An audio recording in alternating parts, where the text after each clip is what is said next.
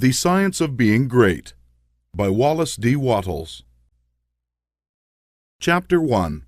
Any person may become great. There is a principle of power in every person. By the intelligent use and direction of this principle, man can develop his own mental faculties. Man has an inherent power by which he may grow in whatsoever direction he pleases, and there does not appear to be any limit to the possibilities of his growth. No man has yet become so great in any faculty, but that it is possible for someone else to become greater. The possibility is in the original substance from which man is made. Genius is omniscience flowing into man. Genius is more than talent. Talent may merely be one faculty developed out of proportion to other faculties, but genius is the union of man and God in the acts of the soul. Great men are always greater than their deeds. They are in connection with a reserve of power that is without limit. We do not know where the boundary of the mental powers of man is. We do not even know if there is a boundary. The power of conscious growth is not given to the lower animals. It is man's alone, and may be developed and increased by him.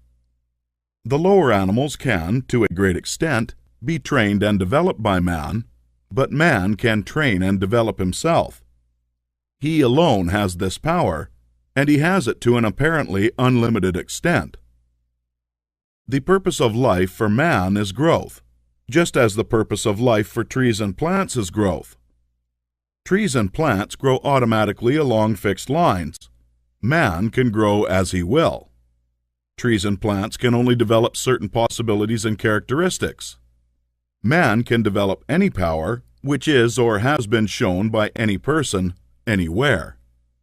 Nothing that is possible in spirit is impossible in flesh and blood. Nothing that man can think is impossible in action. Nothing that man can imagine is impossible of realization. Man is formed for growth, and he is under the necessity of growing. It is essential to his happiness that he should continuously advance.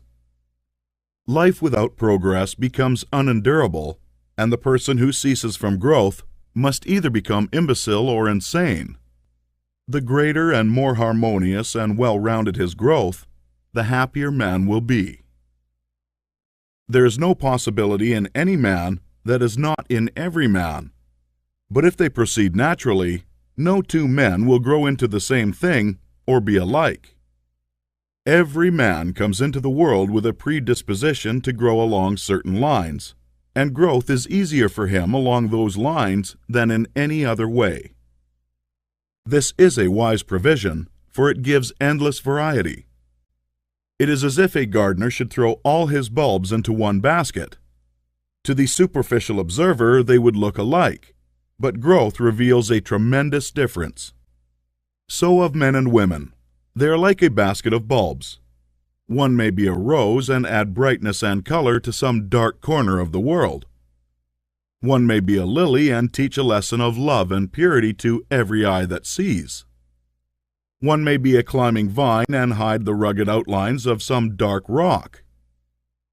One may be a great oak among whose boughs the birds shall nest and sing, and beneath whose shade the flock shall rest at noon. But every one will be something worthwhile, something rare, something perfect. There are undreamed of possibilities in the common lives all around us in a large sense. There are no common people. In times of national stress and peril, the cracker-box loafers of the corner store and the village drunkard become heroes and statesmen through the quickening of the principle of power within them. There is a genius in every man and woman waiting to be brought forth. Every village has its great man or woman, someone to whom all go for advice in time of trouble, someone who is instinctively recognized as being great in wisdom and insight. To such a one the minds of the whole community turn in times of local crisis. He is tactically recognized as being great. He does small things in a great way. He could do great things as well if he did but undertake them. So can any man, so can you. The principle of power, gives us what we ask of it.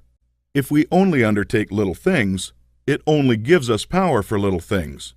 But if we try to do great things in a great way, it gives us all the power there is. But beware of undertaking great things in a small way. Of that we will speak farther on. There are two mental attitudes a man may take. One makes him like a football. It has resilience and reacts strongly when force is applied to it, but it originates nothing. It never acts of itself. There is no power within it. Men of this type are controlled by circumstances and environment. Their destinies are decided by things external to themselves. The principle of power within them is never really active at all. They never speak or act from within. The other attitude makes man like a flowing spring. Power comes out of the center of him. He has within him a well of water springing up into everlasting life. He radiates force, haste felt by his environment. The principle of power in him is in constant action. He is self-active. He hath life in himself. No greater good can come to any man or woman than to become self-active. All the experiences of life are designed by Providence to force men and women into self-activity, to compel them to cease being creatures of circumstance and master their environment. In his lowest stage, man is the child of chance and circumstance and the slave of fear. His acts are all reactions resulting from the impingement upon him of forces in his environment. He acts only as he is acted upon. He originates nothing. But the lowest savage has within him a principle of power sufficient to master all that he fears, and if he learns this and becomes self-active, he becomes as one of the gods. The awakening of the principle of power in man is the real conversion, the passing from death to life. It is when the dead hear the voice of the Son of Man and come forth and live. It is the resurrection and the life. When it is awakened, man becomes a son of the highest, and all power is given to him in heaven and on earth. Nothing was ever in any man that is not in you. No man ever had more spiritual or mental powers than you can attain, or did greater things than you can accomplish. You can become what you want to be. Chapter 2. Heredity and Opportunity. You are not barred from attaining greatness from heredity. No matter who or what your ancestors may have been, or how unlearned or lowly their station, the upward way is open for you. There is no such thing as inheriting a fixed mental position. No matter how small the mental capital we receive from our parents, it may be increased. No man is born incapable of growth. Heredity counts for something. We are born with subconscious mental tendencies, as for instance, a tendency to melancholy, or cowardice, or to ill temper. But all these subconscious tendencies may be overcome. When the real man awakens and comes forth, he can throw them off very easily. Nothing of this kind need keep you down. If you have inherited undesirable mental tendencies, you can eliminate them and put desirable tendencies in their places. An inherited mental trait is a habit of thought of your father or mother impressed upon your subconscious mind. You can substitute the opposite impression by forming the opposite habit of thought. You can substitute a habit of cheerfulness for a tendency to despondency. You can overcome cowardice or ill temper. Heredity may count for something too, in an inherited conformation of the skull. There is something in phrenology, if not as much as its exponents claim. It is true that the different faculties are localized in the brain, and that the power of a faculty depends on the number of active brain cells in its area.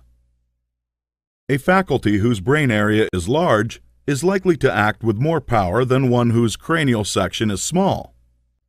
Hence, persons with certain conformations of the skull show talent as musicians, orators, mechanics, and so on. It has been argued from this that a man's cranial formation must, to a great extent, decide his station in life, but this is an error.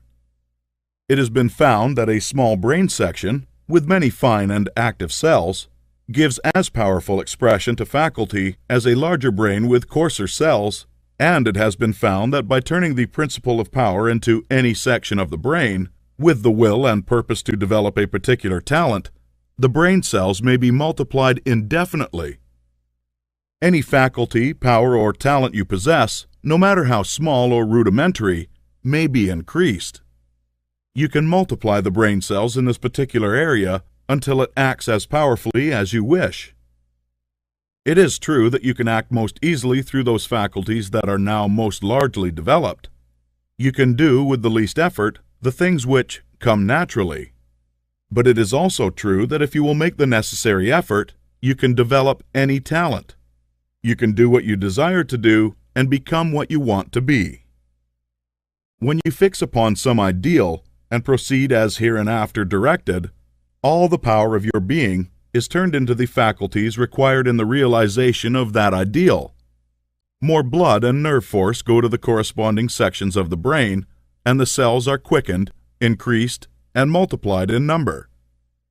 The proper use of the mind of man will build a brain capable of doing what the mind wants to do.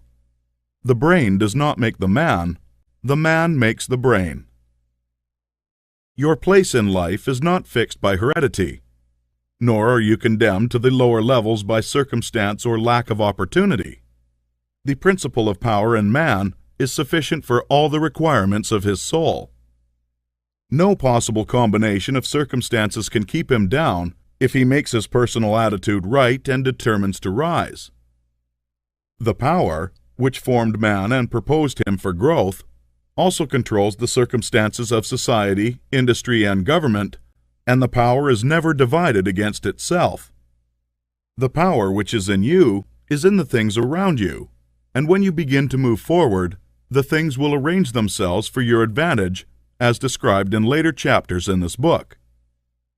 Man was formed for growth, and all things external were designed to promote his growth.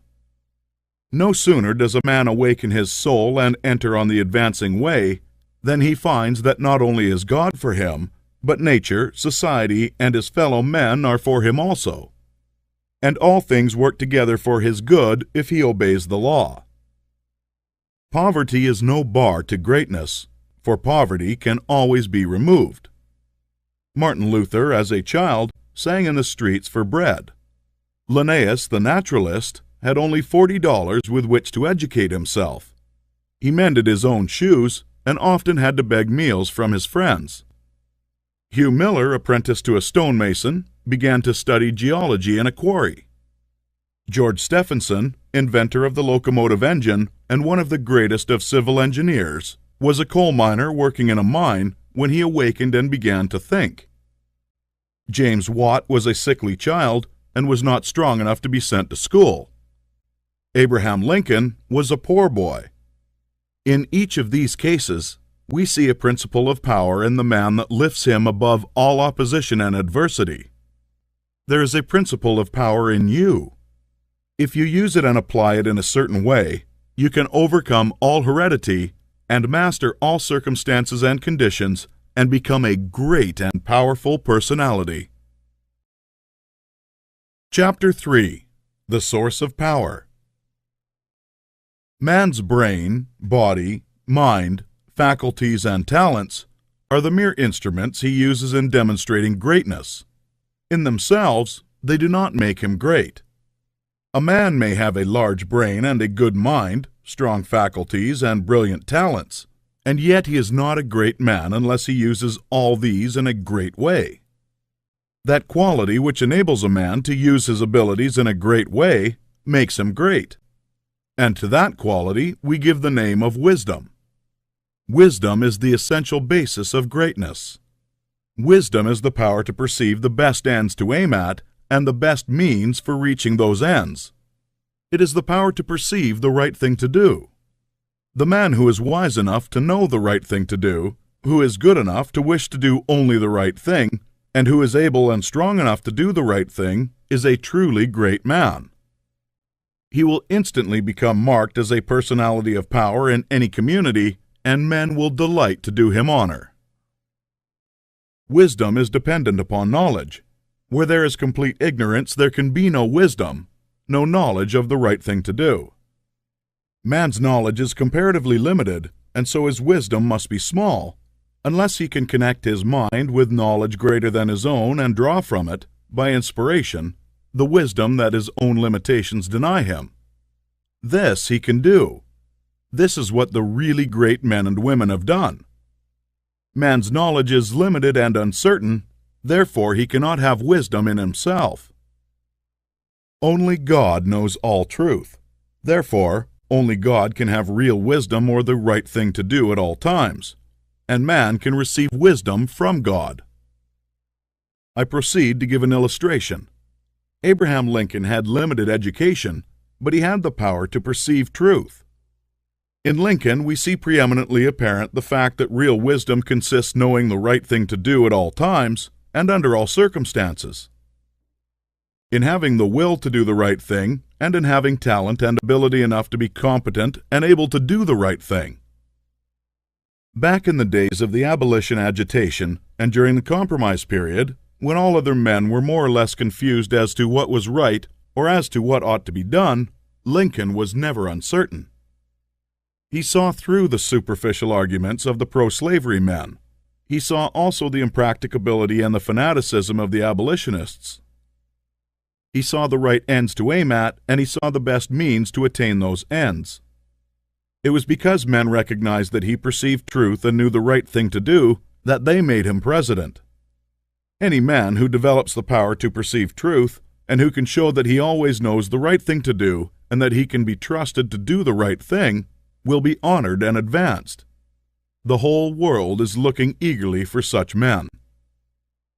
When Lincoln became president, he was surrounded by a multitude of so-called able advisers, hardly any two of whom were agreed. At times, almost the whole North was opposed to what he had proposed to do. But he saw the truth when others were misled by appearances. His judgment was seldom or never wrong. He was at once the ablest statesman and the best soldier of the period. Where did he, a comparatively unlearned man, get his wisdom? It was not due to some peculiar formation of his skull, or to some fineness of texture of his brain. It was not due to some physical characteristic. It was not even a quality of mind due to superior reasoning power. Processes of reason do not often reach knowledge of truth. It was due to a spiritual insight.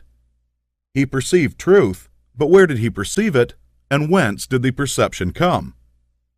We see something similar in Washington, whose faith and courage, due to his perception of truth, held the colonies together during the long and often apparently hopeless struggle of the Revolution. We see something of the same thing in the phenomenal genius of Napoleon, who always knew, in military matters, the best means to adopt. We see that the greatness of Napoleon was in nature rather than in Napoleon, and we discover back of Washington and Lincoln something greater than either Washington or Lincoln. We see the same thing in all great men and women. They perceive truth, but truth cannot be perceived until it exists, and there can be no truth until there is a mind to perceive it. Truth does not exist apart from mind. Washington and Lincoln were in touch and communication with a mind that knew all knowledge and contained all truth. The same is true of all who manifest wisdom. Wisdom is obtained by reading the mind of God. Chapter 4. The Mind of God. There is a cosmic intelligence that is in all things and through all things. This is the one real substance. From it, all things proceed. It is intelligent substance or mind stuff. It is God. Where there is no substance, there can be no intelligence. For where there is no substance, there is nothing. Where there is thought, there must be a substance which thinks. Thought cannot be a function, for function is a motion, and it is inconceivable that mere motion should think. Thought cannot be vibration, for vibration is motion, and that motion should be intelligent is not thinkable. Motion is nothing but the moving of substance. If there be intelligence shown, it must be in the substance and not in the motion. Thought cannot be the result of motions in the brain. If thought is in the brain, it must be in the brain substance and not in the motions which brain substance makes. But thought is not in the brain substance, for brain substance, without life, is quite unintelligent and dead. Thought is the life principle that animates the brain in the spirit substance which is the real man. The brain does not think. The man thinks and expresses his thought through the brain. There is a spirit substance that thinks, just as the spirit substance of man permeates his body and thinks and knows in the body, so the original spirit substance, God, permeates all nature and thinks and knows in nature. Nature is as intelligent as man and knows more than man. Nature knows all things. The all-mind has been in touch with all things from the beginning, and it contains all knowledge. Man's experience covers a few things, and these things man knows. But God's experience covers all the things that have happened since the creation, from the wreck of a planet to the passing of a comet to the fall of a sparrow. All that is and all that has been are present in the intelligence that is wrapped about us and enfolds us and presses upon us from every side. All the encyclopedias men have written are but trivial affairs compared to the vast knowledge held by the mind in which men live, move, and have their being. The truths men perceive by inspiration are thoughts held in their mind. If they were not thoughts, men could not perceive them, for they would have no existence, and they could not exist as thoughts unless there is a mind for them to exist in, and a mind is nothing else than a substance which thinks. Man is thinking substance, a portion of the cosmic substance, but man is limited, while the cosmic intelligence from which he sprang, which Jesus calls the Father, is unlimited.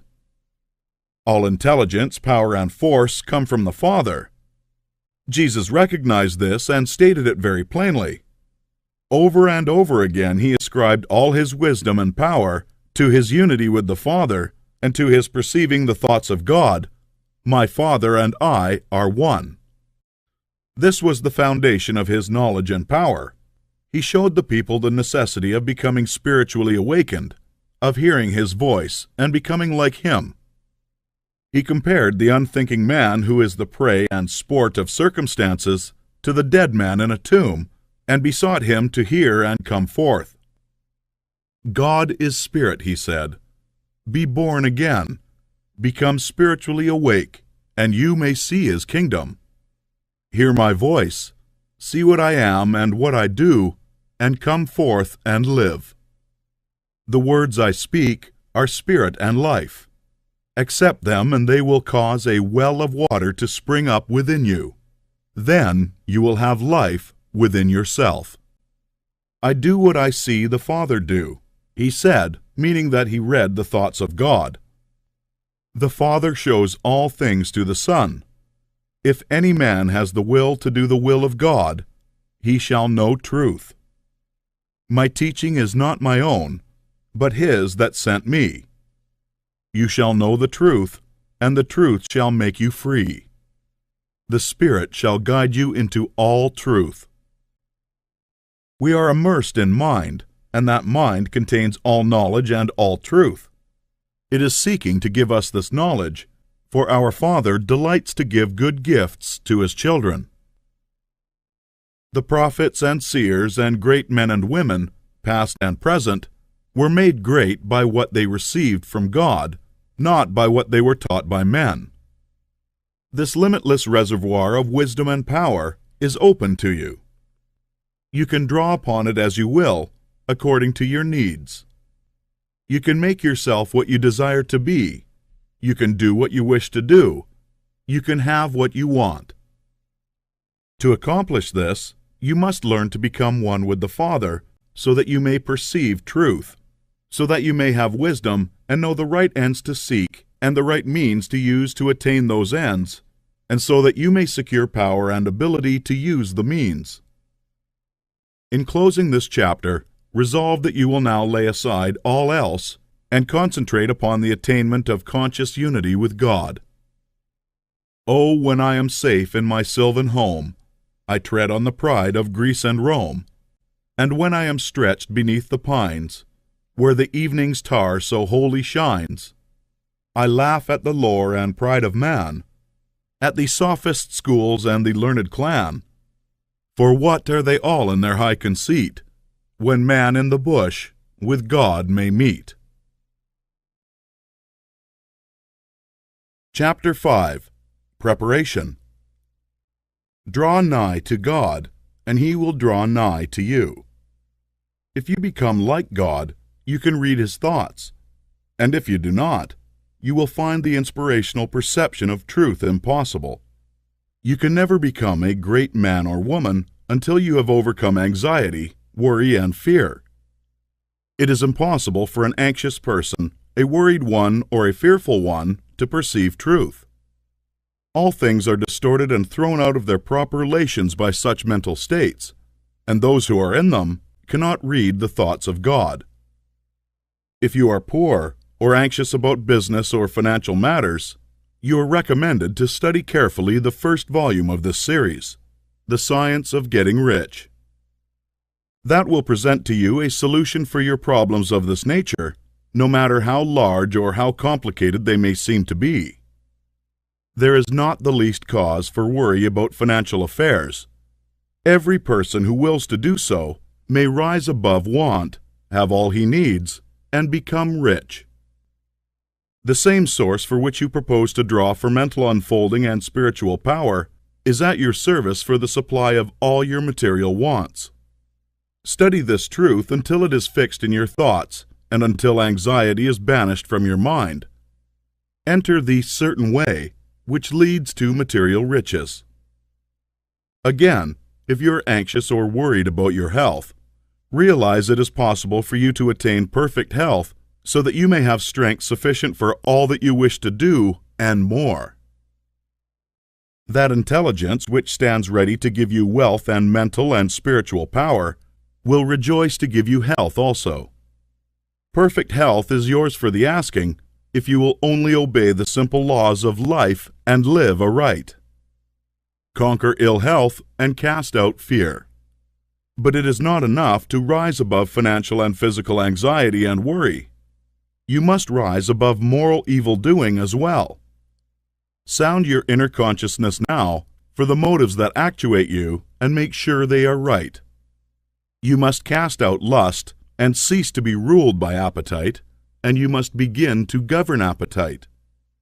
You must only eat to satisfy hunger, never for gluttonous pleasure, and in all things you must make the flesh obey the spirit. You must lay aside greed. Have no unworthy motive in your desire to become rich and powerful.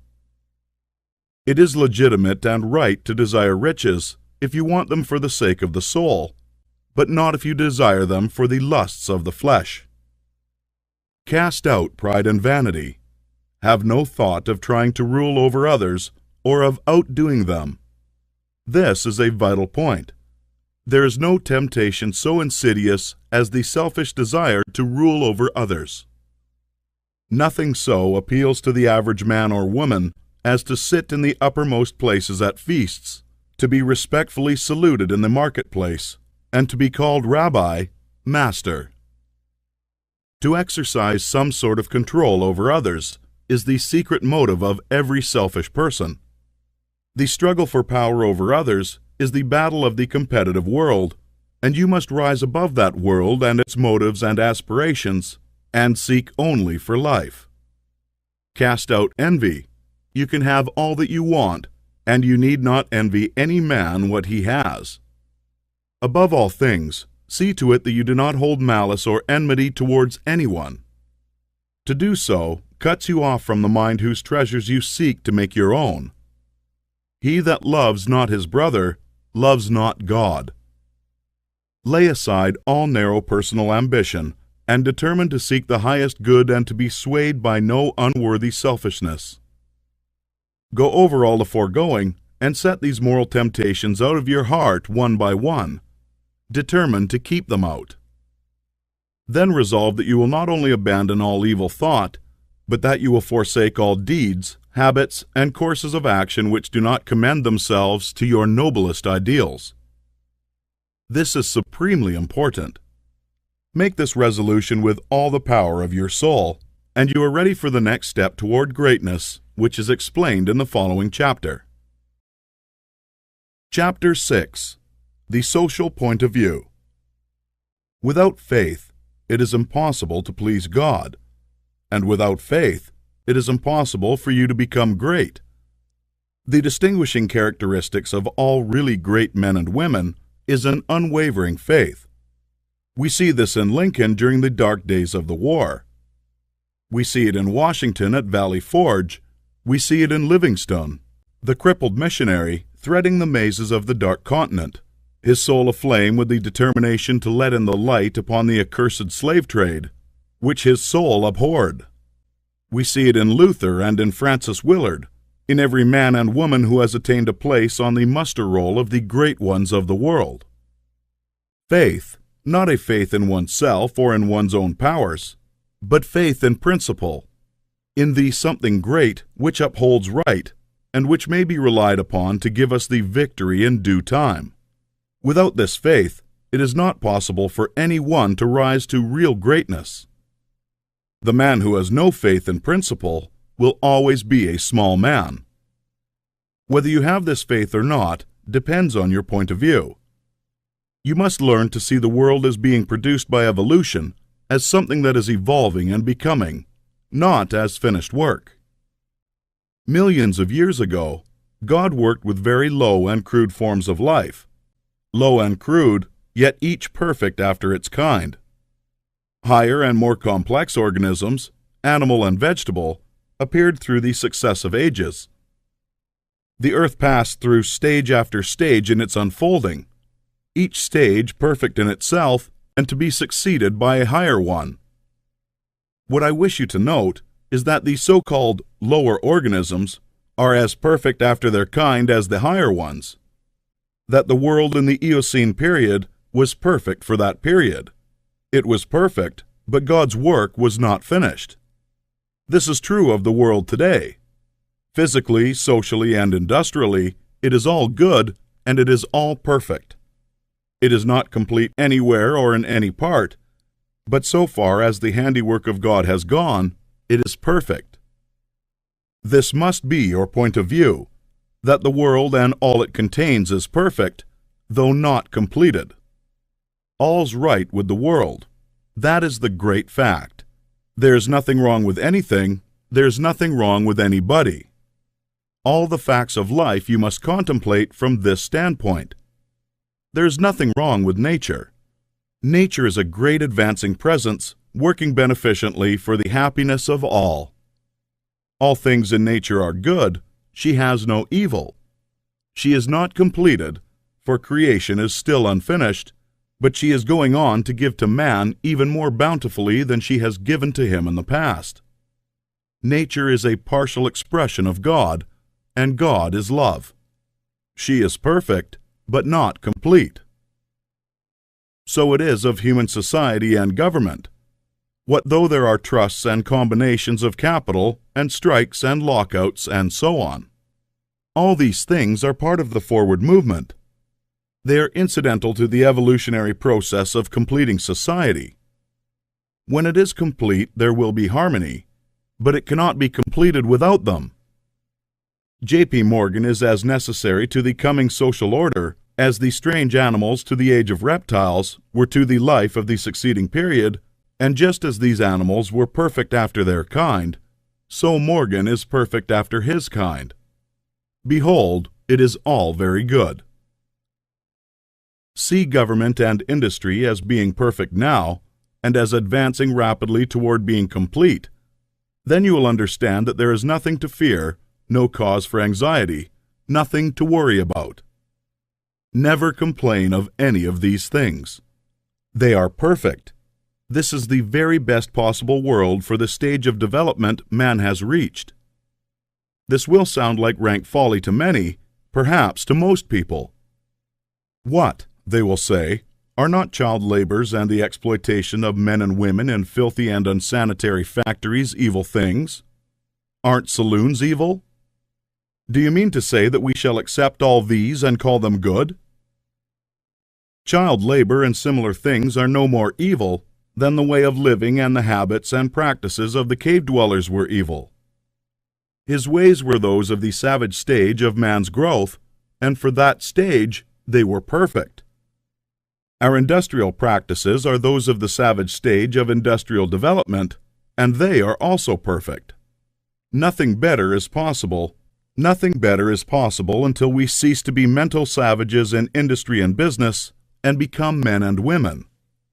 This can only come about by the rise of the whole race to a higher viewpoint. And this can only come about by the rise of such individuals here and there as are ready for the higher viewpoint. The cure for all this inharmoniousness lies not with the masters or employers, but with the workers themselves.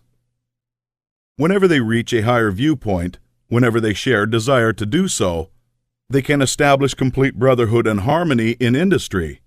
They have the numbers and the power. They are getting now what they desire. Whenever they desire more in the way of a higher, purer, and more harmonious life, they will receive more. True, they want more now, but they only want more of the things that make for animal enjoyment, and so industry remains in the savage, brutal animal stage. When the workers begin to rise to the mental plane of living and ask for more of the things that make for the life of the mind and soul, industry will at once be raised above the plane of savagery and brutality. But it is perfect now upon its plane. Behold, in fact, it is all very good. So it is true of saloons and dens of vice. If the majority of the people desire these things, it is right and necessary that they should have them. When the majority desires a world without such discords, they will create such a world. So long as men and women are on the plane of bestial thought, so long the social order will be in part disorder and will show bestial manifestations. The people make society what it is, and as the people rise above the bestial thought, society will rise above the beastly in its manifestations. But a society which thinks in a bestial way must have saloons and dives. It is perfect after its kind, as the world was in the Eocene period, and very good. All this does not prevent you from working for better things. You can work to complete an unfinished society instead of to renovate a decaying one. And you can work with a better heart and a more hopeful spirit. It will make an immense difference with your faith and spirit whenever you look upon civilization as a good thing that is becoming better or as a bad and evil thing that is decaying. One viewpoint gives you an advancing and expanding mind, and the other gives you a descending and decreasing mind. One viewpoint will make you grow greater, and the other will inevitably cause you to grow smaller. One will enable you to work for the eternal things, to do large works in a great way toward the completing of all things that are incomplete and inharmonious. And the other will make you a mere patchwork reformer, working almost without hope to save a few lost souls from what you will grow to consider a lost and doomed world. So you see, it makes a vast difference to you, this matter of the social viewpoint. All's right with the world. Nothing can possibly be wrong but my personal attitude, and I will make that right. I will see that the facts of nature and all the events, circumstances, and conditions of society, politics, government, and industry from the highest viewpoint. It is all perfect, though incomplete. It is all the handiwork of God. Behold, it is all very good. Chapter 7. The Individual Point of View. Important as the matter of your point of view for the facts of social life is, it is of less moment than your viewpoint for your fellow man, for your acquaintances, friends, relatives, your immediate family, and, most of all, yourself. You must learn not to look upon the world as a lost and decaying thing, but as a something perfect and glorious, which is going on to a most beautiful completeness. And you must learn to see men and women not as lost and accursed things, but as perfect beings advancing to become complete. There are no bad or evil people. An engine, which is on the rails pulling a heavy train, is perfect after its kind, and it is good. The power of steam which drives it is good. Let a broken rail throw the engine into the ditch, and it does not become bad or evil by being so displaced. It is a perfectly good engine, but off the track. The power of steam that drives it into the ditch and wrecks it is not evil, but a perfectly good power. So that which is misplaced or applied in an incomplete or partial way is not evil. There are no evil people. There are perfectly good people who are off the track, but they do not need condemnation or punishment. They only need to get upon the rails again. That which is undeveloped or incomplete often appears to us as evil because of the way we have trained ourselves to think. The root of a bulb that shall produce a white lily is an unsightly thing. One might look upon it with disgust. But how foolish we should be to condemn the bulb for its appearance when we know the lily is within it. The root is perfect after its kind. It is a perfect but incomplete lily, and so we must learn to look upon every man and woman, no matter how unlovely in outward manifestation. They are perfect in their stage of being, and they are becoming complete. Behold, all is very good. Once we come into a comprehension of this fact and arrive at this point of view, we lose all desire to find fault with people, to judge them, criticize them, or condemn them. We no longer work as those who are saving lost souls, but as those who are among the angels, working out the completion of a glorious heaven. We are born of the Spirit, and we see the kingdom of God. We no longer see men as trees walking, but our vision is complete. We have nothing but good words to say. It is all good, a great and glorious humanity coming to completeness. And in our association with men, this puts us into an expansive and enlarging attitude of mind. We see them as great beings, and we begin to deal with them and their affairs in a great way. But if we fall to the other point of view and see a lost and degenerate race, we shrink into the contracting mind, and our dealings with men and their affairs will be in a small and contracted way. Remember to hold steady to this point of view. If you do, you cannot fail to begin at once to deal with your acquaintances and neighbors and with your own family as a great personality deals with men. This same viewpoint must be the one from which you regard yourself. You must always see yourself as a great advancing soul. Learn to say, "There is that in me of which I am made, which knows no imperfection, weakness, or sickness. The world is incomplete, but God in my own consciousness is both perfect and complete. Nothing can be wrong but my own personal attitude, and my own personal attitude can be wrong only when I disobey that which is within. I am a perfect manifestation of God so far as I have gone, and I will press on to be complete. I will trust and not be afraid." When you are able to say this understandingly, you will have lost all fear, and you will be far advanced upon the road to the development of a great and powerful personality. Chapter 8. Consecration. Having attained to the viewpoint that puts you into the right relations with the world and with your fellow man, the next step is consecration. And consecration in its true sense simply means obedience to the soul. You have that within you, that which is always impelling you toward the upward and advancing way. And that impelling something is the divine principle of power. You must obey it without question. No one will deny the statement that if you are to be great, the greatness must be a manifestation of something within.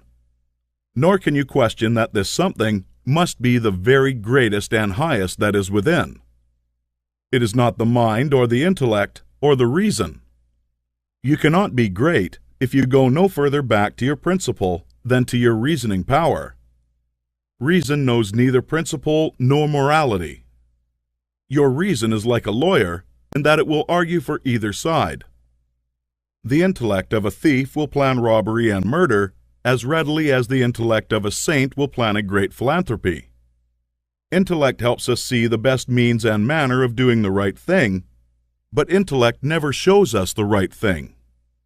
Intellect and reason serve the selfish man for his selfish ends as readily as they serve the unselfish man for his unselfish ends. Use intellect and reason without regard to principle, and you may become known as a very able person, but you will never become known as a person whose life shows the power of real greatness. There is too much training of the intellect and reasoning powers, and too little training in the obedience to the soul. This is the only thing that can be wrong with your personal attitude when it fails to be one of obedience to the principle of power. By going back to your own center, you can always find the pure idea of right for every relationship. To be great and to have power is only necessary to conform your life to the pure idea as you find it in the great within. Every compromise on this point is made at the expense of a loss of power. This you must remember. There are many ideas in your mind that you have outgrown, and which, from force of habit, you still permit to dictate the actions of your life. Cease all this. Abandon everything you have outgrown. There are many ignoble customs, social and other, which you still follow, although you know they tend to dwarf and belittle you and keep you acting in a small way. Rise above all this. I do not say that you should absolutely disregard conventionalities or the commonly accepted standards of right or wrong.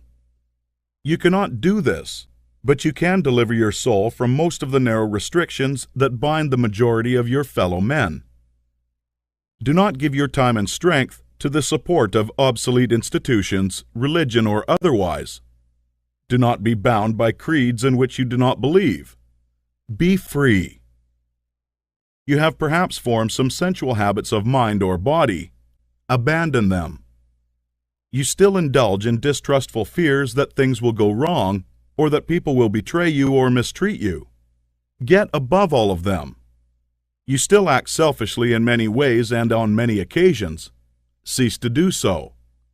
Abandon all these, and in place of them, put the best actions you can form a conception of in your mind. If you desire to advance and you are not doing so, remember that it can only be because your thought is better than your practice. You must do as well as you think. Let your thoughts be ruled by principle, and then live up to your thoughts. Let your attitudes in business, in politics, in neighborhood affairs, and in your own home be the expression of the best thoughts you can think. Let your manner toward all men and women, great and small, and especially to your own family circle, always be the most kindly, gracious, and courteous you can picture in your imagination. Remember your viewpoint. You are a god in the company of gods and must conduct yourself accordingly. The steps to consecration are few and simple. You cannot rule from below if you are to be great. You must rule from above. Therefore, you cannot be governed by physical impulses. You must bring your body into subjection to the mind, but your mind without principle may lead you into selfishness and immoral ways. You must put the mind into subjection to the soul, and your soul is limited by the boundaries of your knowledge. You must put into subjection to that our soul, which needs no searching of the understanding, but before whose eyes all things are spread. That constitutes consecration. Say, I surrender my body to be ruled by my mind. I surrender my mind to be governed by my soul, and I surrender my soul to the guidance of God. Make this consecration complete and thorough, and you will have taken the second great step in the way of greatness and power. Chapter 9. Identification. Having recognized God as the advancing presence in nature, society, and your fellow men, and harmonized yourself with all these, and having consecrated yourself to that within you which impels toward the greatest and highest, The next step is to become aware of and recognize fully the fact that the principle of power within you is God Himself. You must consciously identify yourself with the highest. This is not some false or untrue position to be assumed. It is a fact to be recognized. You are already one with God. You want to become consciously aware of it. There is one substance, the source of all things, and this substance has within itself the power that creates all things. All power is inherent in it. This substance is conscious and thinks. It works with perfect understanding and intelligence. You know that this is so because you know that substance exists and that consciousness exists. And it must be substance that is conscious. Man is conscious and thinks. Man is substance. He must be substance, else he is nothing and does not exist at all. If man is substance and thinks and is conscious, then he is conscious substance. It is not conceivable that there should be more than one conscious substance. So man is the original substance, the source of all life and power embodied in a physical form. Man cannot be something different from God. Intelligence is one and the same everywhere, and must be everywhere an attribute of the same substance. There cannot be one kind of intelligence in God and another kind of intelligence in man. Intelligence can only be in intelligent substance, and intelligent substance is God. Man is of one and the same stuff with God, and so all the talents, powers, and possibilities that are in God are in man, not just in a few exceptional men, but in everyone. All power is given to man, in heaven and on earth. Is it not written, "Ye are gods"? The principle of power in man is man himself, and man himself is God. But while man is original substance and has within him all power and possibilities, his consciousness is limited. He does not know all there is to know, and so he is liable to error and mistake. To save himself from these, he must unite his mind to that outside him which does know all. He must become consciously one with God.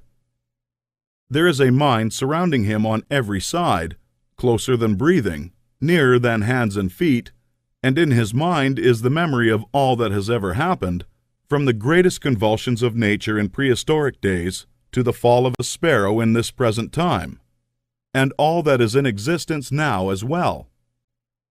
Held in this mind is the great purpose that is behind all nature, and so it knows what is going to be. Man is surrounded by a mind that knows all that there is to know, past and present, and to come. Everything that men have said or done or written is present there.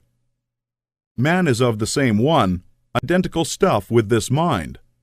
He proceeded from it, and he can so identify himself with it that he may know what he knows. "My Father is greater than I," said Jesus. "I come from him. I and my Father are one." He shows the Son all things. The Spirit shall guide you into all truth. Your identification of yourself with the infinite must be accomplished by conscious recognition on your part. Recognizing it as a fact that there is only God and that all intelligence is in the one substance, you must affirm somewhat after this wise: there is only one, and that one is everywhere. I surrender myself to conscious unity with the highest. Not I, but the Father. I will be one with the Supreme, and to lead the divine life. I am one with infinite consciousness. There is but one mind, and I am that mind. I that speak unto you am He. If you have been thorough in the work as outlined in the preceding chapters, if you have attained the true viewpoint, and if your consecration is complete, you will not find conscious identification hard to attain, and once it is attained, the power you seek is yours, for you have made yourself one with all the power there is. Chapter 10. Idealization. You are a thinking center in original substance. and the thoughts of original substance have creative power.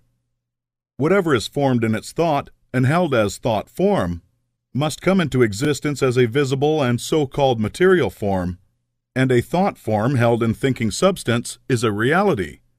It is a real thing, whether it has yet become visible to mortal eye or not. This is a fact that you should impress upon your understanding, that a thought held in thinking substance is a real thing, a form, and has actual existence, although it is not visible to you.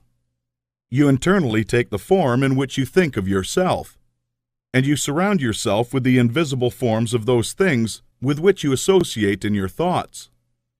If you desire a thing, picture it clearly and hold the picture steadily in mind until it becomes a definite thought form. And if your practices are not such as to separate you from God, the thing you will want will come to you in material form.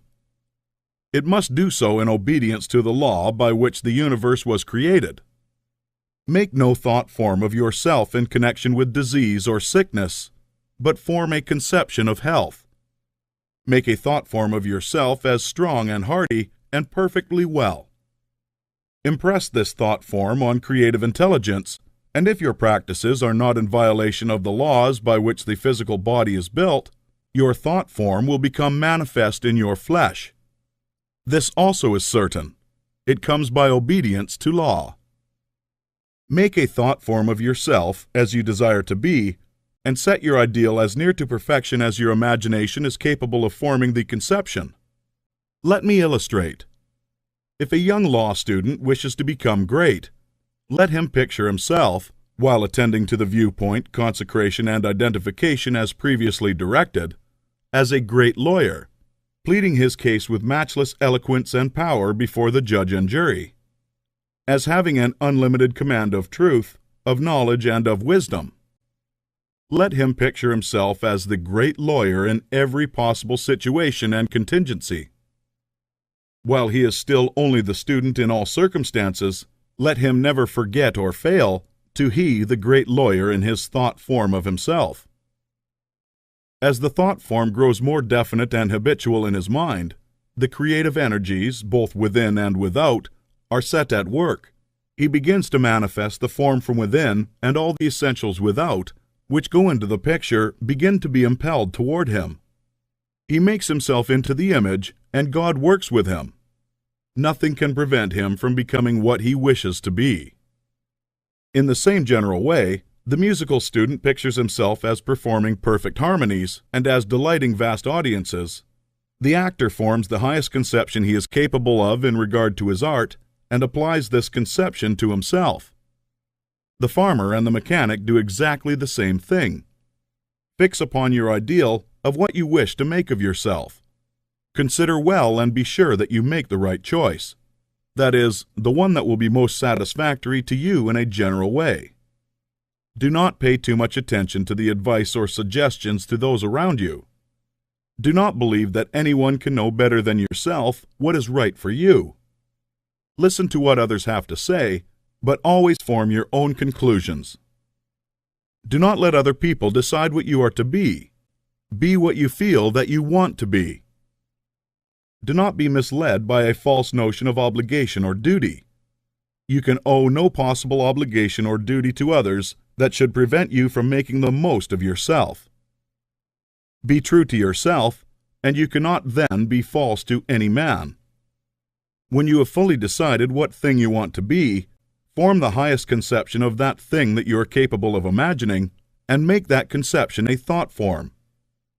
Hold that thought form as a fact, as the real truth about yourself, and believe in it. Close your ears to all adverse suggestions. Never mind if people call you a fool and a dreamer. Dream on. Remember that Bonaparte, the half-starved lieutenant, always saw himself as the general of armies and the master of France, and he became in outward realization what he held himself to be in mind. So likewise will you. Attend carefully to all that has been said in the preceding chapters, and act as directed in the following ones, and you will become what you want to be. Chapter 11. Realization. If you were to stop with the close of the last chapter, however, you would never become great. You would be indeed a mere dreamer of dreams, a castle builder. Too many do stop there. They do not understand the necessity for present action in realizing the vision and bringing the thought form into manifestation. Two things are necessary. Firstly, the making of the thought form, and secondly, the actual appropriation to yourself of all that goes into and around the thought form. We have discussed the first. Now we will proceed to give directions for the second. When you have made your thought form, you are already, in your interior, what you want to be. Next, you must become externally what you want to be. You are already great within, but you are not yet doing the great things without. You cannot begin on the instant to do great things. You cannot be before the world the great actor or lawyer or musician or personality you know yourself to be. No one will entrust great things to you as yet, for you have not made yourself known. But you can always begin to do small things in a great way. Here lies the whole secret. You can begin to be great today, in your own home, in your store or office, on the street, everywhere.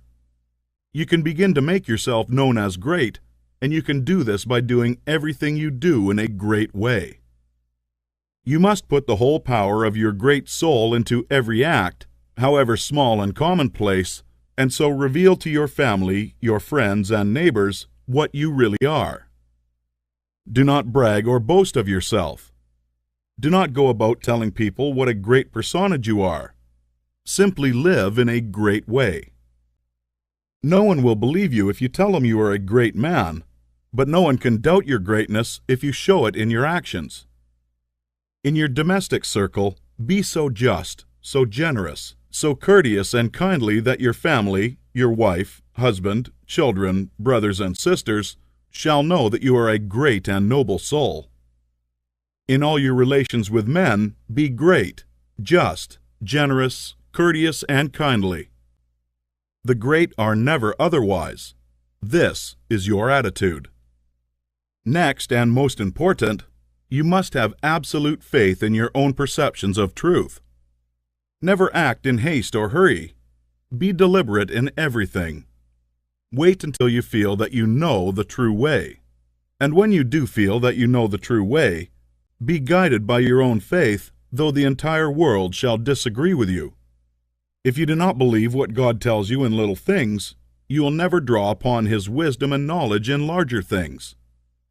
When you feel deeply that a certain act is the right act, do it and have perfect faith that the consequences will be good. When you are deeply impressed that a certain thing is true, no matter what the appearances to the contrary may be, accept that thing as true and act accordingly. The one way to develop a perception of truth in large things is to trust absolutely to your present perception of truth in small things. Remember that you are seeking to develop this very power or faculty, the perception of truth. You are learning to read the thoughts of God. Nothing is great and nothing is small in the sight of omnipotence.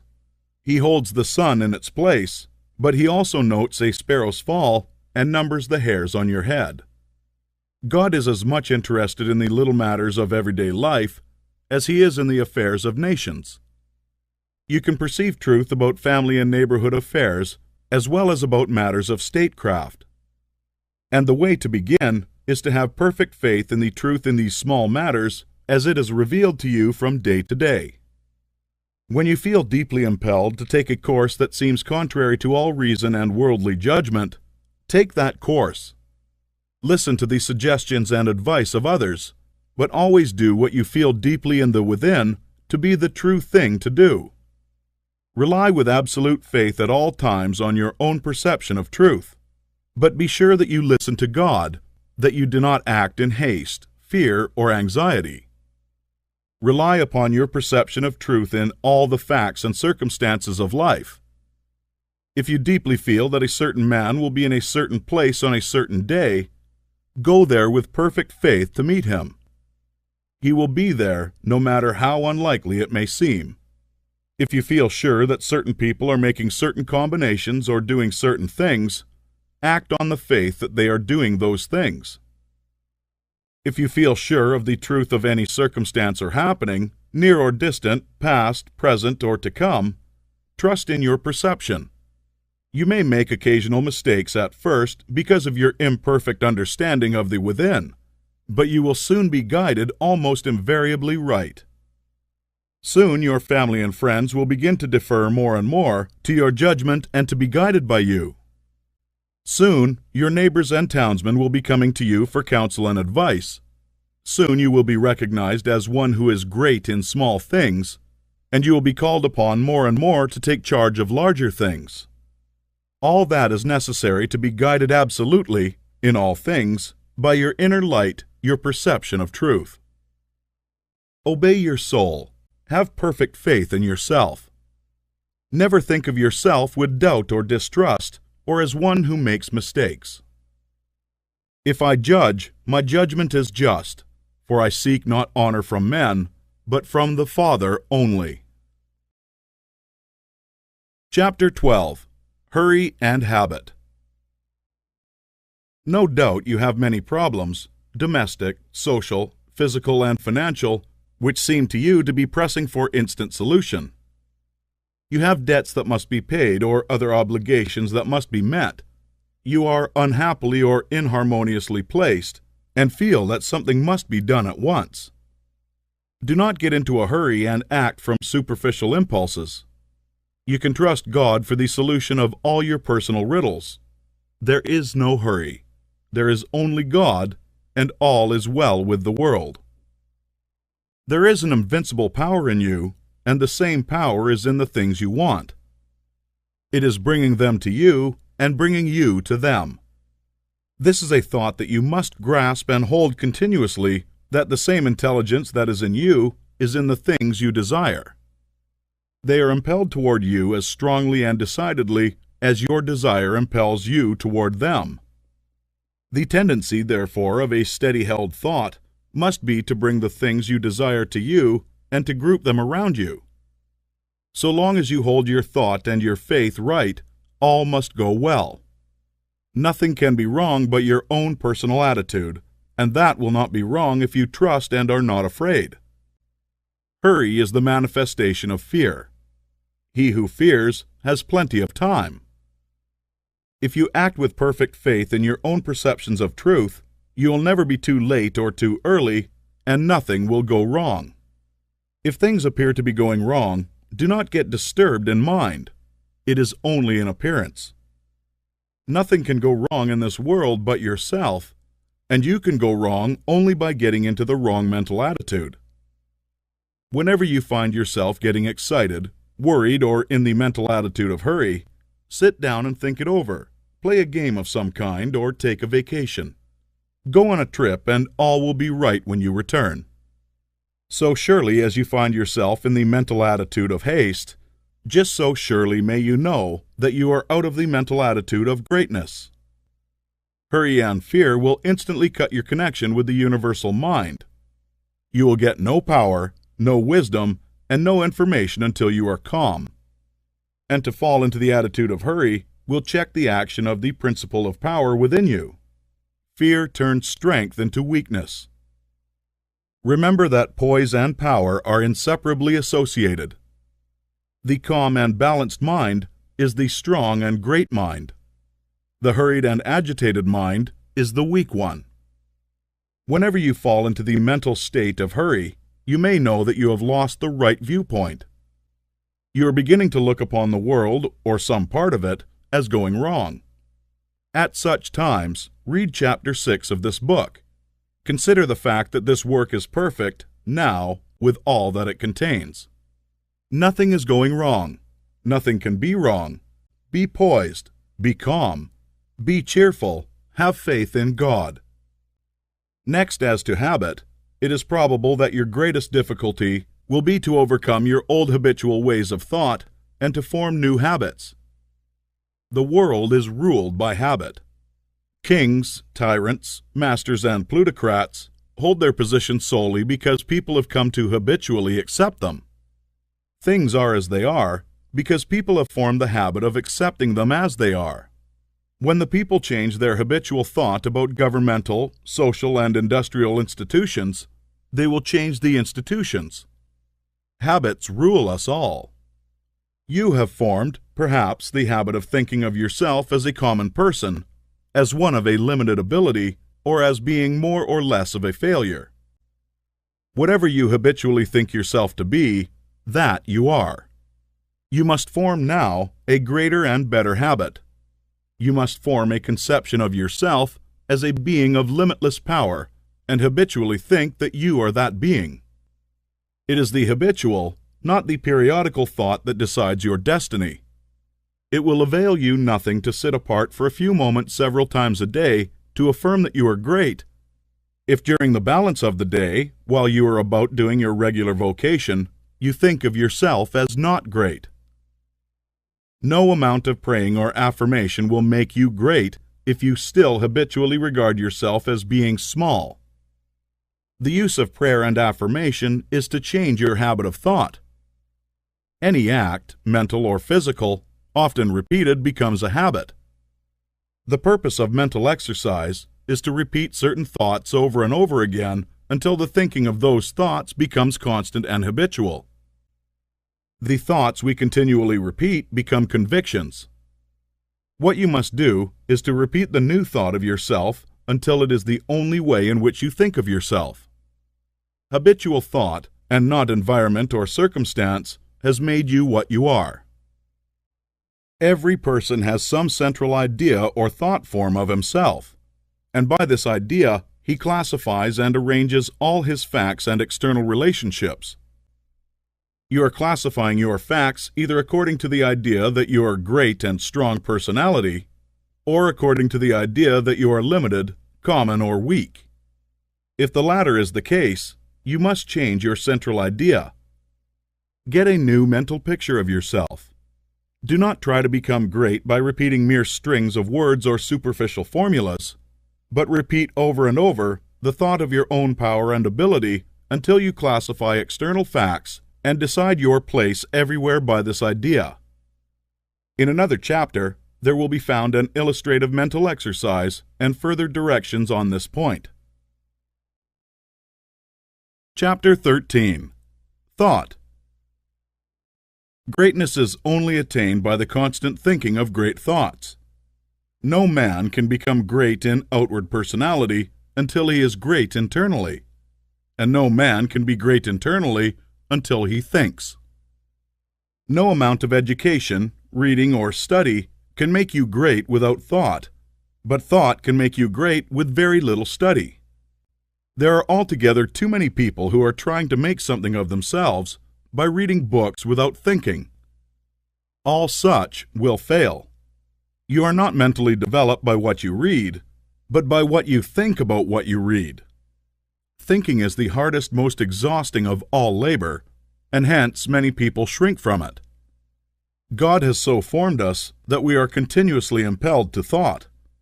We must either think or engage in some activity to escape thought. The headlong continuous chase for pleasure, in which most people spend all their leisure time, is only an effort to escape thought. If they are alone or if they have nothing amusing to take their attention, as a novel or a show to see, they must think. And to escape from thinking, they must resort to novels, shows, and all the endless devices of the purveyors of amusement. Most people spend the greater part of their leisure time running away from thought, hence they are where they are. We never move forward until we begin to think. Read less and think more. Read about great things and think about great questions and issues. We have at the present time few really great figures in the political life of our country. Our politicians are a petty lot. There is no Lincoln, no Webster, no Clay, Calhoun, or Jackson. Why? Because our present statesmen deal only with sordid and petty issues, questions of dollars and cents, of expediency and party success, of material prosperity without regard to ethical right. Thinking along these lines does not call forth great souls. The statesmen of Lincoln's time and previous times dealt with questions of eternal truth, of human rights and justice. Men thought of great themes, they thought great thoughts, and they became great men. Thinking, not mere knowledge or information, makes personality. Thinking is growth. You cannot think without growing. Every thought engenders another thought. Write one idea, and others will follow until you have written a page. You cannot fathom your own mind. It has neither bottom nor boundaries. Your first thoughts may be crude, but as you go on thinking, you will use more and more of yourself. You will quicken new brain cells into activity, and you will develop new faculties. Heredity, environment, circumstances, all things must give way before you practice sustained and continuous thought. But, on the other hand, if you neglect to think for yourself and only use other people's thought, you will never know what you are capable of, and you will end by being incapable of anything. There can be no real greatness without original thought. All that a man does outwardly is the expression and completion of his inward thinking. No action is possible without thought. No great action is possible until a great thought has preceded it. Action is the second form of thought, and personality is the materialization of thought. Environment is the result of thought. Things group themselves or arrange themselves around you according to your thought. There is, as Emerson says, some central idea or conception of yourself by which all the facts of your life are arranged and classified. Change this central idea, and you change the arrangement or classification of all the facts and circumstances of your life. You are what you are because you think as you do. You are where you are because you think as you do. You see, then, the immense importance of thinking about the great essentials set forth in the preceding chapters. You must not accept them in any superficial way. You must think about them until they are part of your central idea. Go back to the matter of the point of view and consider, in all its bearings, the tremendous thought that you live in a perfect world among perfect people, and that nothing can possibly be wrong with you but your own personal attitude. Think about this until you fully realize all that it means to you. Consider that this is God's world, and that it is the best of all possible worlds, that He has brought it thus far towards completion by the processes of organic, social, and industrial evolution, and that it is going on to greater completeness and harmony. Consider that there is one great, perfect, intelligent principle of life and power, causing all the changing phenomena of the cosmos. Think about this until you see that it is true, and until you comprehend how you should live and act as a citizen of such a perfect whole. Next, think of the wonderful truth that this great intelligence is in you. It is your own intelligence. It is an inner light impelling you toward the right thing and the best thing, the greatest act, and the highest happiness. It is a principle of power in you, giving you all the ability and genius there is. It will infallibly guide you to the best if you will submit to it and walk in the light. Consider what is meant by your consecration of yourself when you say, "I will obey my soul." This is a sentence of tremendous meaning. It must revolutionize the attitude and behavior of the average person.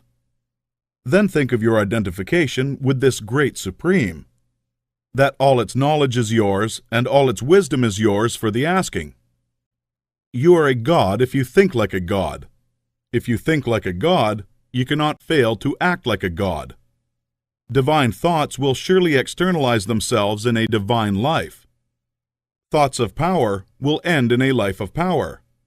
Great thoughts will manifest in great personality. Think well of all this, and then you are ready to act. Chapter 14. Action at Home. Do not merely think that you are going to become great. Think that you are great now. Do not think that you will begin to act in a great way at some future time. Begin now. Do not think that you will act in a great way when you reach a different environment. Act in a great way where you are now. Do not think that you will begin to act in a great way when you begin to deal with great things. Begin to deal in a great way with small things. Do not think that you will begin to be great when you get among more intelligent people or among people who understand you better. Begin now to deal in a great way with people around you. If you are not in an environment where there is scope for your best powers and talents, you can move in due time. But meanwhile, you can be great where you are. Lincoln was as great when he was a backwoods lawyer as when he was president. As a backwoods lawyer, he did common things in a great way, and that made him president. Had he waited until he reached Washington to begin to be great, he would have remained unknown. You are not made great by the location in which you happen to be, nor by the things with which you may surround yourself. You are not made great by what you receive from others, and you can never manifest greatness so long as you depend on others. You will manifest greatness only when you begin to stand alone. Dismiss all thought of reliance on externals, whether things, books, or people. As Emerson said, Shakespeare will never be made by the study of Shakespeare. Shakespeare will be made by the thinking of Shakespearean thoughts. Never mind how the people around you, including those of your own household, may treat you. That has nothing at all to do with your being great. That is, it cannot hinder you from being great. People may neglect you and be unthankful and unkind in their attitude toward you. Does that prevent you from being great in your manner and attitude toward them? Your Father, Jesus said, is kind to the unthankful and the evil. Would God be great if he should go away and sulk because people were unthankful and did not appreciate him? Treat the unthankful and the evil in a great and perfectly kind way, just as God does. Do not talk about your greatness. You are really, in essential nature, no greater than those around you. You may have entered upon a way of living and thinking which they have not yet found, but they are perfect on their own plane of thought and action. You are entitled to no special honor or consideration for your greatness. You are a god, but you are among gods. You will fall into the boastful attitude if you see other people's shortcomings and failures and compare them with your own virtues and successes. And if you fall into the boastful attitude of mind, you will cease to be great and become small. Think of yourself as a perfect being among perfect beings, and meet every person as an equal, not as either superior or an inferior. Give yourself no airs. Great people never do. Ask no honors, and seek for no recognition. Honors and recognition will come fast enough if you are entitled to them. Begin at home. It is a great person who can always be poised, assured, calm, and perfectly kind and considerate at home. If your manner and attitude in your own family are always the best you can think, you will soon become the one on whom all others will rely. You will be a tower of strength and a support in time of trouble. You will be loved and appreciated. At the same time, do not make the mistake of throwing yourself away in the service of others. The great person respects himself. He serves and helps, but he is never slavishly servile. You cannot help your family by being a slave to them, or by doing for them those things that by right they should do for themselves. You do a person injury when you wait on him too much. The selfish and exacting are a great deal better off if their exactions are denied. The ideal world is not one where there are a lot of people being waited on by other people. It is a world where everybody waits on himself.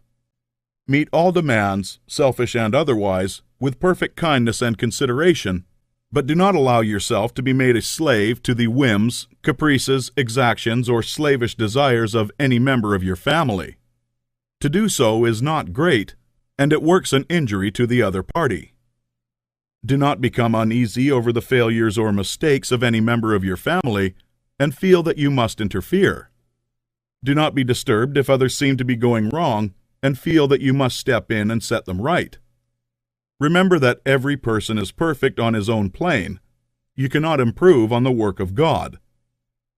Do not meddle with the personal habits and practices of others, Though they are your nearest and dearest, these things are none of your business. Nothing can be wrong but your own personal attitude. Make that right, and you will know that all else is right. You are truly a great soul when you can live with those who do things that you do not do, and yet refrain from either criticism or interference. Do the things that are right for you to do, and believe that every member of your family is doing the things that are right for them. Nothing is wrong with anybody or anything. Behold, it is all very good. Do not be enslaved by anyone else, but be just as careful that you do not enslave anyone else to your own notions of what is right. Think, and think deeply and continuously.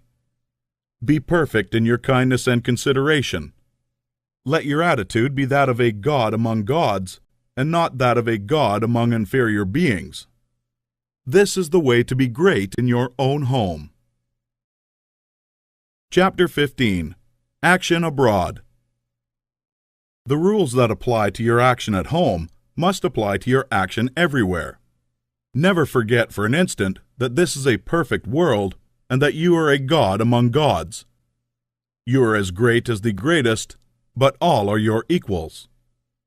Rely absolutely on your perception of truth. Trust to the inner light rather than to reason, but be sure that your perception comes from the inner light. Act in poise and calmness. Be still and attend on God. Your identification of yourself with the All-Mind will give you all the knowledge you need for guidance in a contingency that may arise in your own life or in the lives of others. It is only necessary that you should be supremely calm and rely upon the eternal wisdom that is within you. If you act in poise and faith, your judgment will always be right, and you will always know exactly what to do. Do not hurry or worry. Remember Lincoln in the dark days of the war.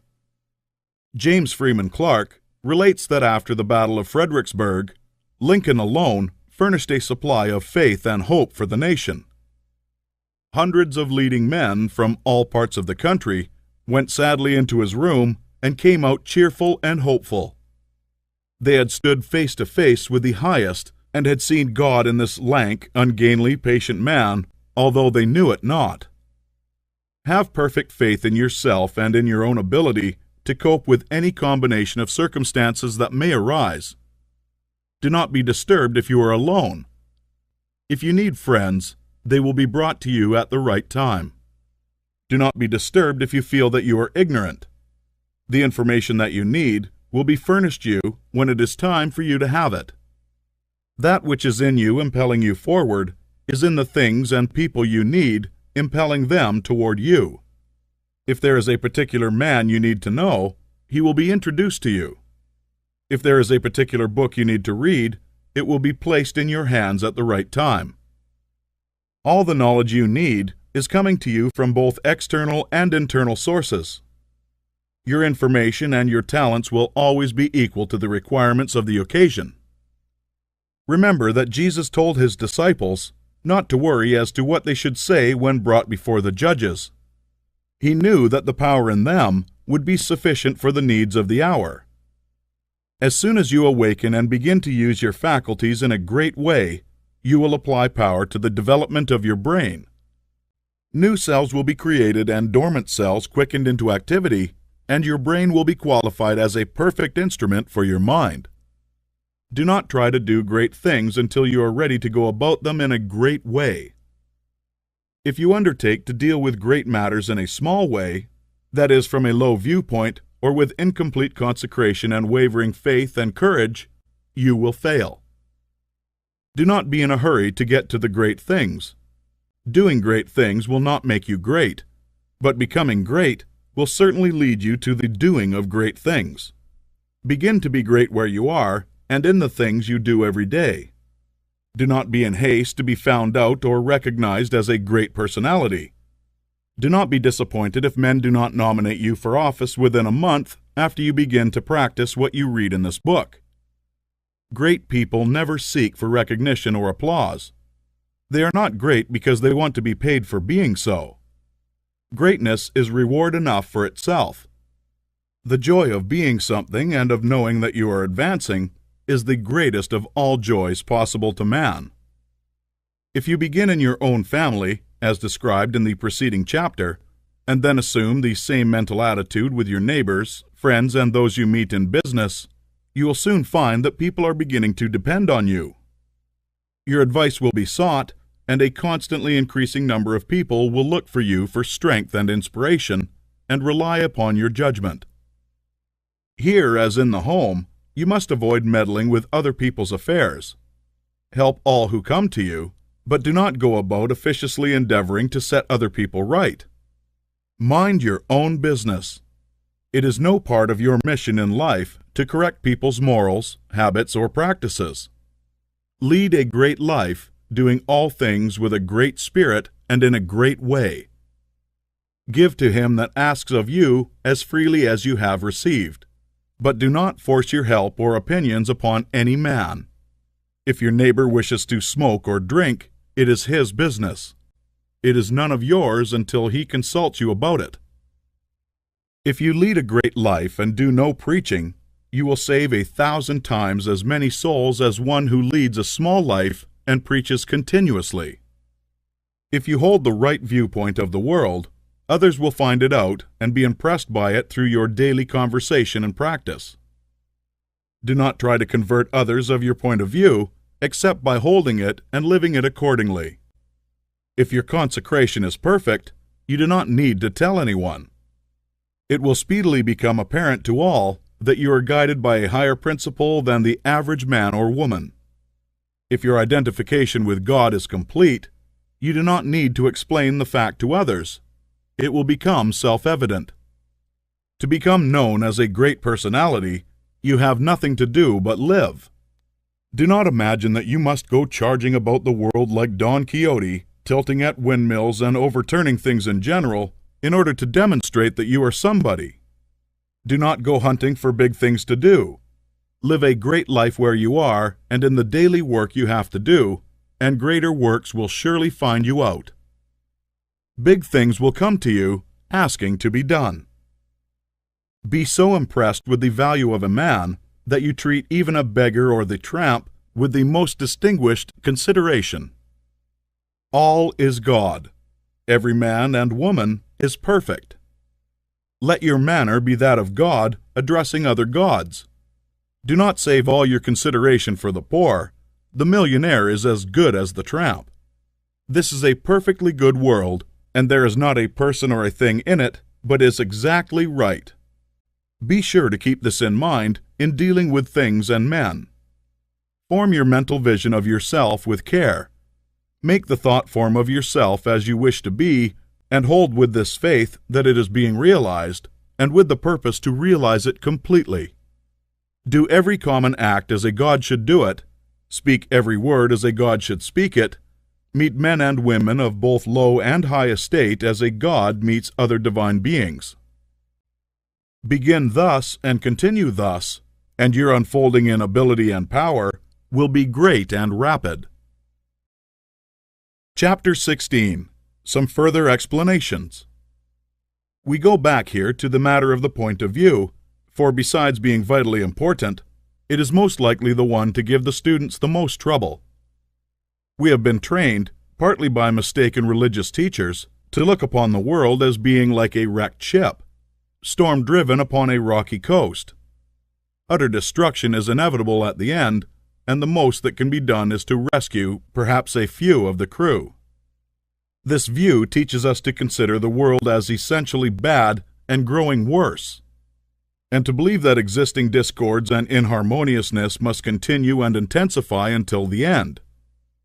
It robs us of hope for society, government, and humanity, and gives us a decreasing outlook and contracting mind. This is all wrong. The world is not wrecked. It is like a magnificent steamer with the engines in place and the machinery in perfect order. The bunkers are full of coal, and the ship is amply provisioned for the cruise. There is no lack of any good thing. Every provision omniscience could devise has been made for safety, comfort, and happiness of the crew. The steamer is out on the high seas tackling hither and thither, because no one has yet learned the right course to steer. We are learning to steer, and in due time will come grandly into the harbor of perfect harmony. The world is good and growing better. Existing discords and inharmoniousness are but the pitching of the ship incidental to our own imperfect steering. They will all be removed in due time. This view gives us an increasing outlook and an expanding mind.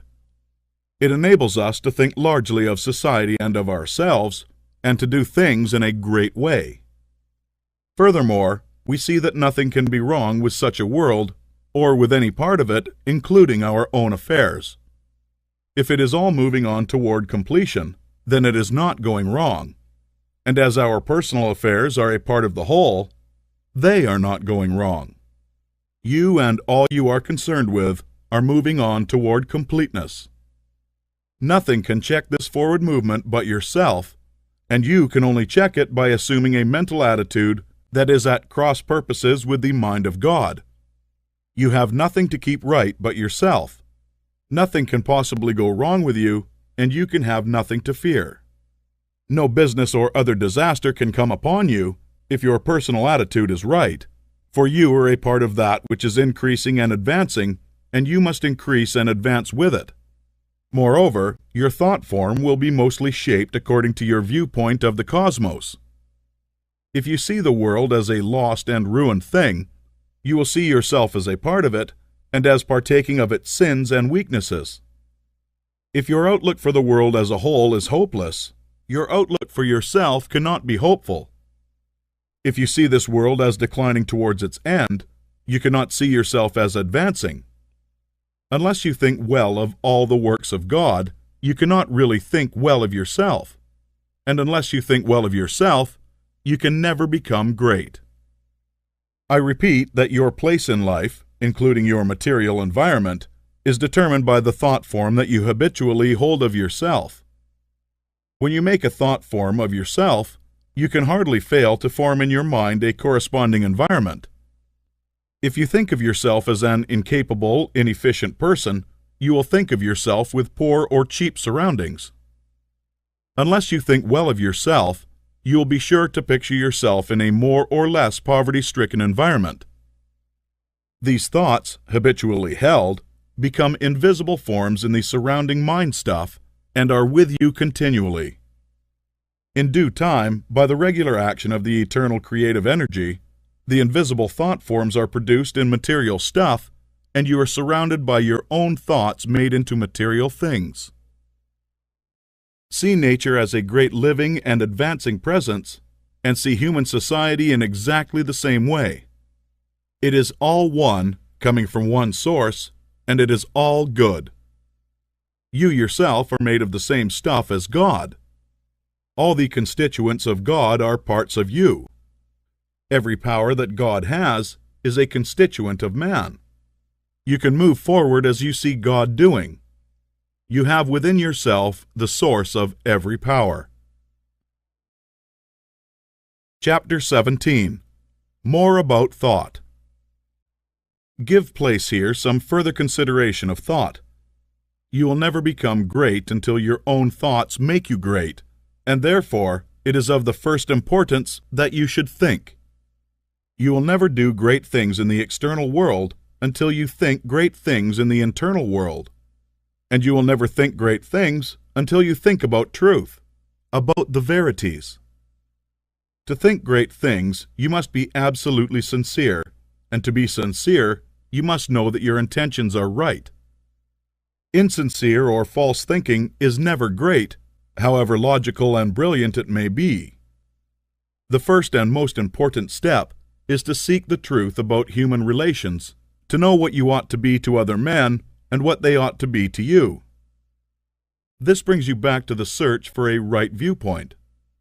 You should study organic and social evolution. Read Darwin and Walter Thomas Mills, and when you read, think. Think the whole matter over until you see the world of things and men in the right way. Think about what God is doing until you can see what He is doing. Your next step is to think yourself into the right personal attitude. Your viewpoint tells you what the right attitude is, and obedience to the soul puts you into it. It is only by making a complete consecration of yourself to the highest that is within you that you can attain to sincere thinking. So long as you know you are selfish in your aims, or dishonest or crooked in any way in your intentions or practices, your thinking will be false and your thoughts will have no power. Think about the way you are doing things, about your intentions, purposes, and practices until you know that they are right. The fact of his own complete unity with God is one that no person can grasp without deep and sustained thinking. Anyone can accept the proposition in a superficial way, but to feel and realize a vital comprehension of it is another matter. It is easy to think that going outside of yourself to meet God, but it is not so easy to think of going inside yourself to meet God. But God is there, and in the Holy of Holies of your own soul, you may meet Him face to face. It is a tremendous thing, this fact that all you need is already within you, that you do not have to consider how to get the power to do what you want to do or to make yourself what you want to be. You only have to consider how to use the power you have in the right way, and there is nothing to do but to begin. Use your perception of truth. You can see some truth today. Live fully up to that, and you will see more truth tomorrow. To rid yourself of the old false ideas, you'll have to think a great deal about the value of men, the greatness and worth of a human soul. You must cease from looking at human mistakes and look at successes. Cease from seeing faults and see virtues. You can no longer look upon men and women as lost and ruined beings that are descending into hell. You must come to regard them as shining souls who are ascending toward heaven. It will require some exercise of willpower to do this, but this is the legitimate use of the will, to decide what you will think about and how you will think. The function of the will is to direct thought. Think about the good side of men, the lovely, attractive part, and exert your will in refusing to think of anything else in connection with them. I know of no one who has attained so much on this one point as Eugene V. Debs, twice the socialist candidate for the President of the United States. Mr. Debs reverences humanity. No appeal for help is ever made to him in vain. No one receives from him an unkind or censorious word. You cannot come into his presence without being made sensible of his deep and kindly personal interest in you.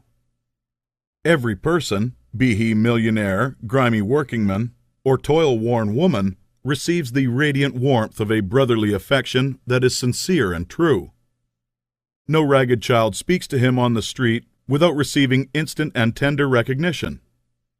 Debs loves men. This has made him the leading figure in a great movement, the beloved hero of 1,000,000 hearts, and will give him a deathless name. It is a great thing to love men so, and it is only achieved by thought. Nothing can make you great but thought. We may divide thinkers into those who think for themselves and those who think through others. The latter are the rule, and the former the exception. The first are original thinkers in a double sense, and egotists in the noblest meaning of the word. Say Schopenhauer. The key to every man is his thought.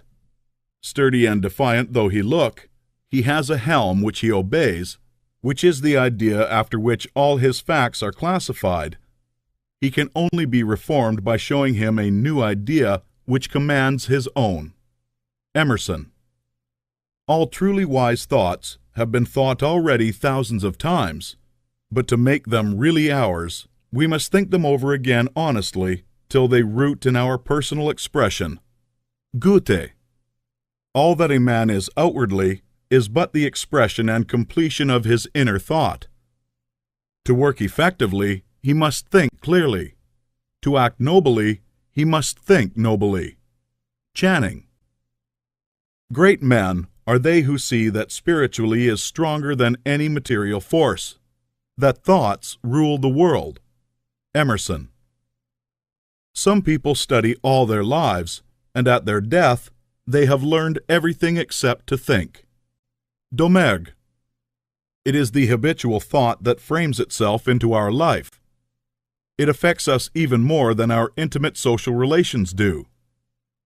Our confidential friends have not so much to do in shaping our lives as the thoughts have which we harbor.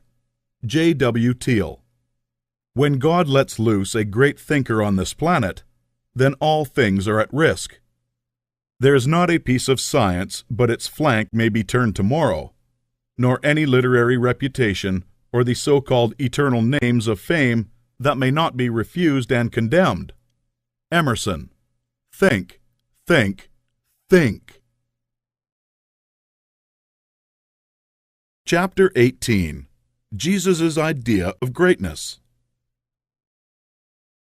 In the 23rd chapter of Matthew, Jesus makes a very plain distinction between true and false greatness, and also points out one great danger to all who wish to become great.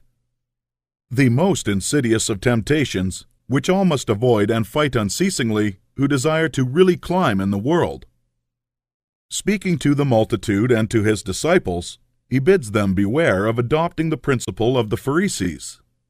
He points out that while the Pharisees are just and righteous men, honorable judges, true lawgivers, and upright in their dealings with men, they love the uppermost seats at feasts and greetings in the marketplace, and to be called master. And in comparison with this principle, he says, "He that will be great among you, let him serve." The average person's idea of a great man, rather than ones who serve, is of one who succeeds in getting himself served. He gets himself in a position to command men, to exercise power over them, making them obey his will. The exercise of dominion over other people, to most persons, is a great thing. Nothing seems to be sweeter to the selfish soul than this. You will always find every selfish and undeveloped person trying to domineer over others, to exercise control over other men. Savage men were no sooner placed upon the earth than they began to enslave one another. For ages, the struggle in war, diplomacy, politics, and government has been aimed at the securing of control over other men. Kings and princes have drenched the soul of the earth in blood and tears in the effort to extend their dominions and their power to rule more people. The struggle of the business world today is the same as that on the battlefields of Europe a century ago, so far as the ruling principle is concerned. Robert O. Ingersoll could not understand why men like Rockefeller and Carnegie seek for more money to make themselves slaves to the business struggle when they already have more than they can possibly use. He thought it a kind of madness and illustrated it as follows.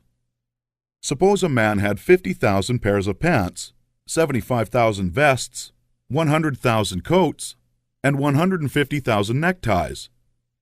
What would you think of him if he arose in the morning before light and worked until after it was dark every day, rain or shine, in all kinds of weather, merely to get another necktie? But it is not a good simile. The possession of neckties gives a man no power over other men, while the possession of dollars does. Rockefeller, Carnegie, and their kind are not after dollars, but power. It is the principle of the Pharisee. It is the struggle for the high place. It develops able men, cunning men, resourceful men, but not great men. I want you to contrast these two ideas of greatness sharply in your minds. He that will be great among you, let him serve. Let me stand before the average American audience and ask the name of the greatest American, and the majority will think of Abraham Lincoln.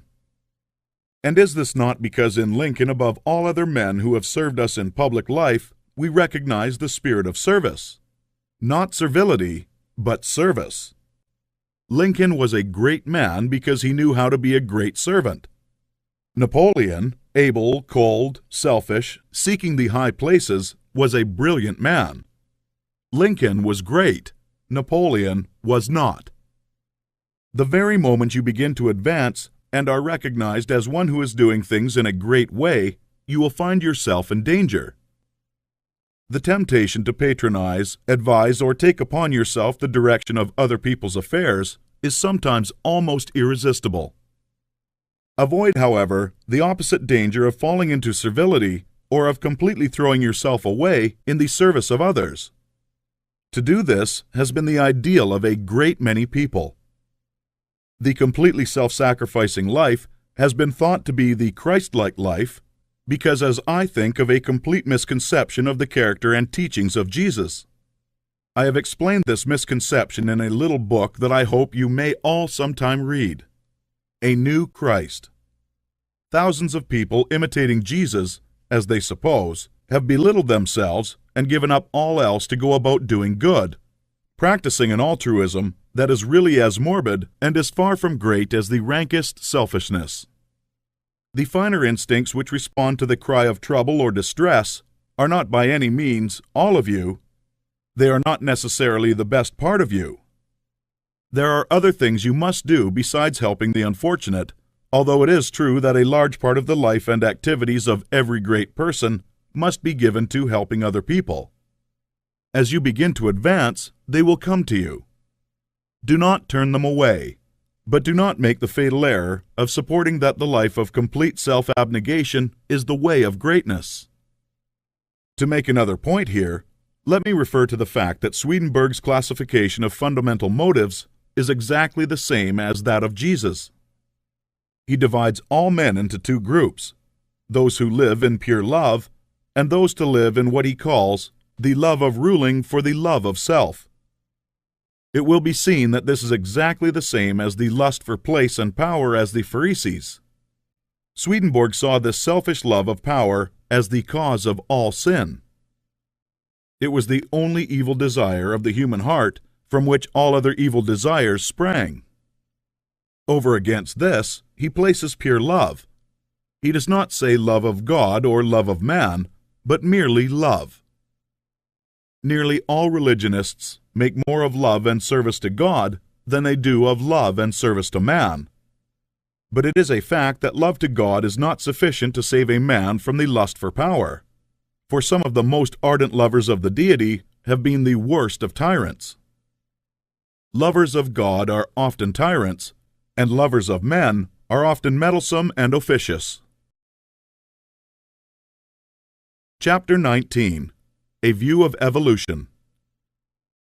But how shall we avoid throwing ourselves into altruistic work if we are surrounded by poverty, ignorance, suffering, and every appearance of misery, as very many people are? Those who live where the withered hand of want is thrust upon them from every side appealing for aid must find it hard to refrain from continuous giving. Again, there are social and other irregularities, injustices done to the weak, which fire generous souls with an almost irresistible desire to set things right. We want to start a crusade. We feel that the wrongs will never be righted until we give ourselves wholly to the task. In all this, we must fall back upon the point of view. We must remember that this is not a bad world, but a good world in the process of becoming. Beyond all doubt, there was a time when there was no life upon this earth. The testimony of geology to the fact that the globe was once a ball of burning gas and molten rock, clothed about with boiling vapors, is indisputable, and we don't know how life could have existed under such conditions. That seems impossible. Geology tells us later on a crust formed, the globe cooled and hardened, the vapors condensed and became mist or fell in rain. The cooled surface crumbled into soil, moisture accumulated, ponds and seas were gathered together, and at last, somewhere in the water or on the land, appeared something that was alive. It is reasonable to suppose that this first life was in single-celled organisms, but behind these cells was the insistent urge of spirit, the great one life seeking expression. And soon organisms having too much life to express themselves with one cell had two cells and then many, and still more life was poured into them.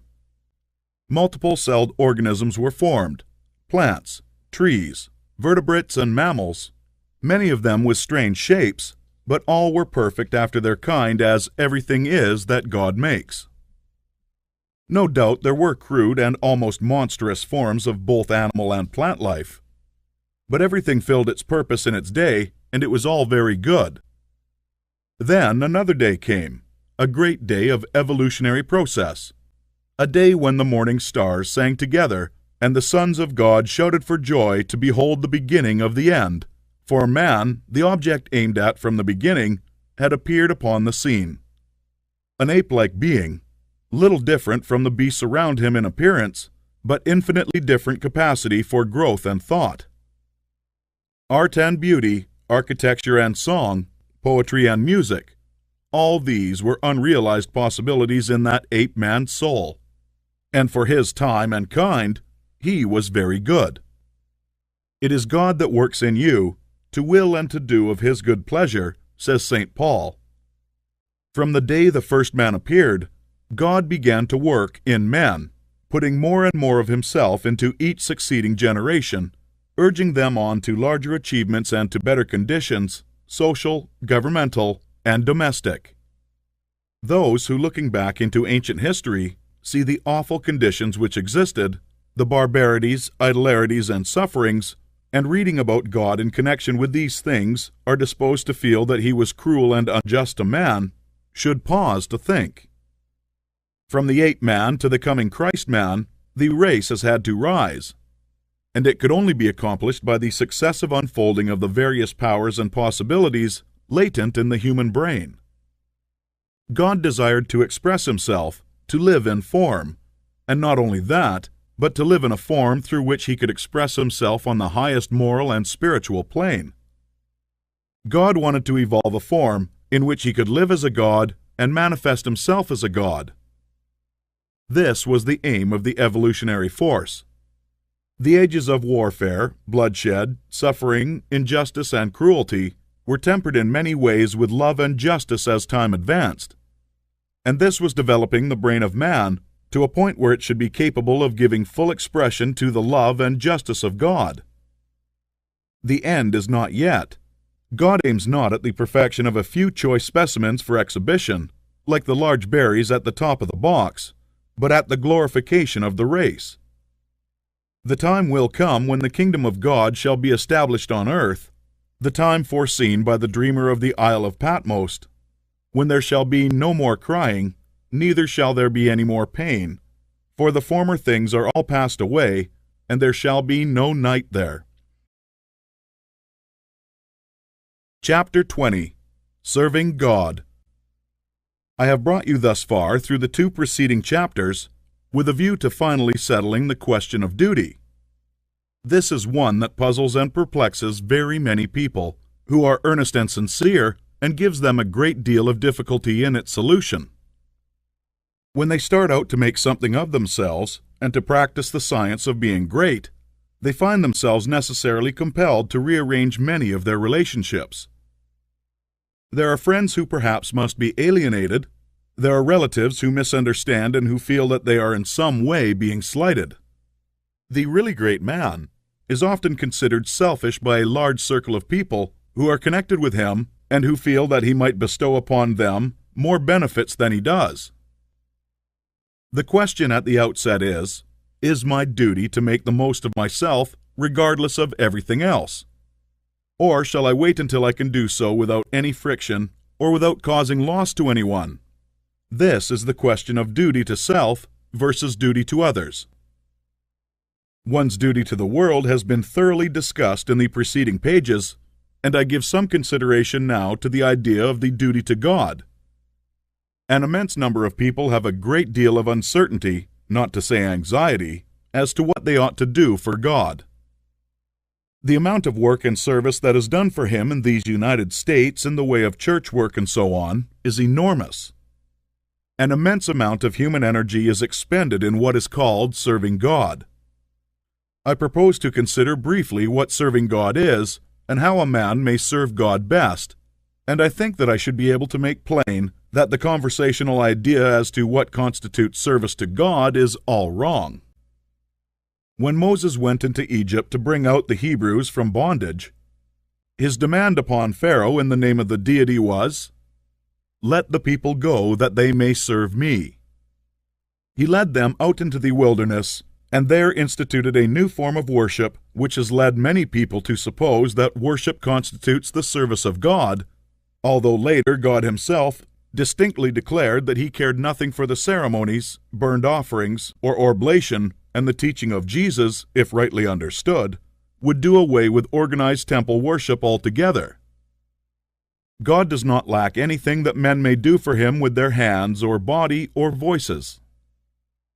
St. Paul points out that no man can do nothing for God does not need anything. The view of evolution that we have taken shows God seeking expression through man. Through all the successive ages in which his Spirit has urged man up the height, God has gone on seeking expression. Every generation of men is more godlike than the preceding generation. Every generation of men demands more in the way of fine homes, pleasant surroundings, congenial work, rest, travel, and opportunity for study than the preceding generation. I have heard some short-sighted economists argue that the working people of today ought surely to be fully contented because their condition is so much better than that of the working man 200 years ago, who slept in a windowless hut on a floor covered with rushes in company with his pigs. If that man had all that he was able to use, for the living of all the life he knew how to live, he was perfectly content, and if he had lack, he was not contented. The man of today has a comfortable home and very many things, indeed that were unknown a short period back in the past, and if he has all that he can use for the living of all the life he can imagine, he will be content. But he is not content. God has lifted the race so far that any common man can picture a better and more desirable life than he is able to live under existing conditions. And so long as this is true, so long as a man can think and clearly picture himself a more desirable life, he will be discontented with the life he has to live, and rightly so. That discontent is the Spirit of God urging men on to more desirable conditions. It is God who seeks expression in the race. He works in us to will and to do. The only service you can render God is to give expression to what He is trying to give the world through you. The only service you can render God is to make the very most of yourself in order that God may live in you to the utmost of your possibilities. In a former work of this series, The Science of Getting Rich, I refer to the little boy at the piano, the music whose soul could not find expression through his untrained hands. This is a good illustration of the way the Spirit of God is over, about, around, and in all of us, seeking to do great things with us, so soon as we will train our hands and feet, our minds, brains, and bodies to do His service.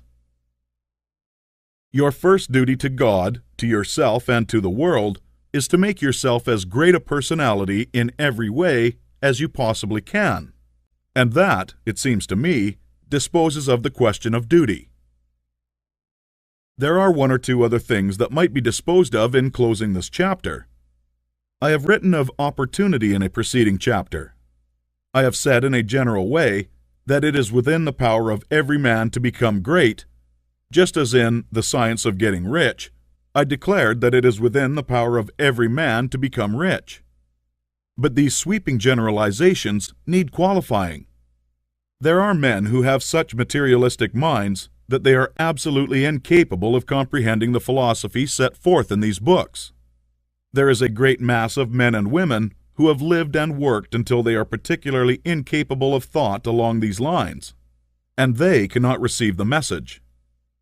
Something may be done for them by demonstration, that is, by living the life before them, but that is the only way they can be aroused. The world needs demonstration more than it needs teaching.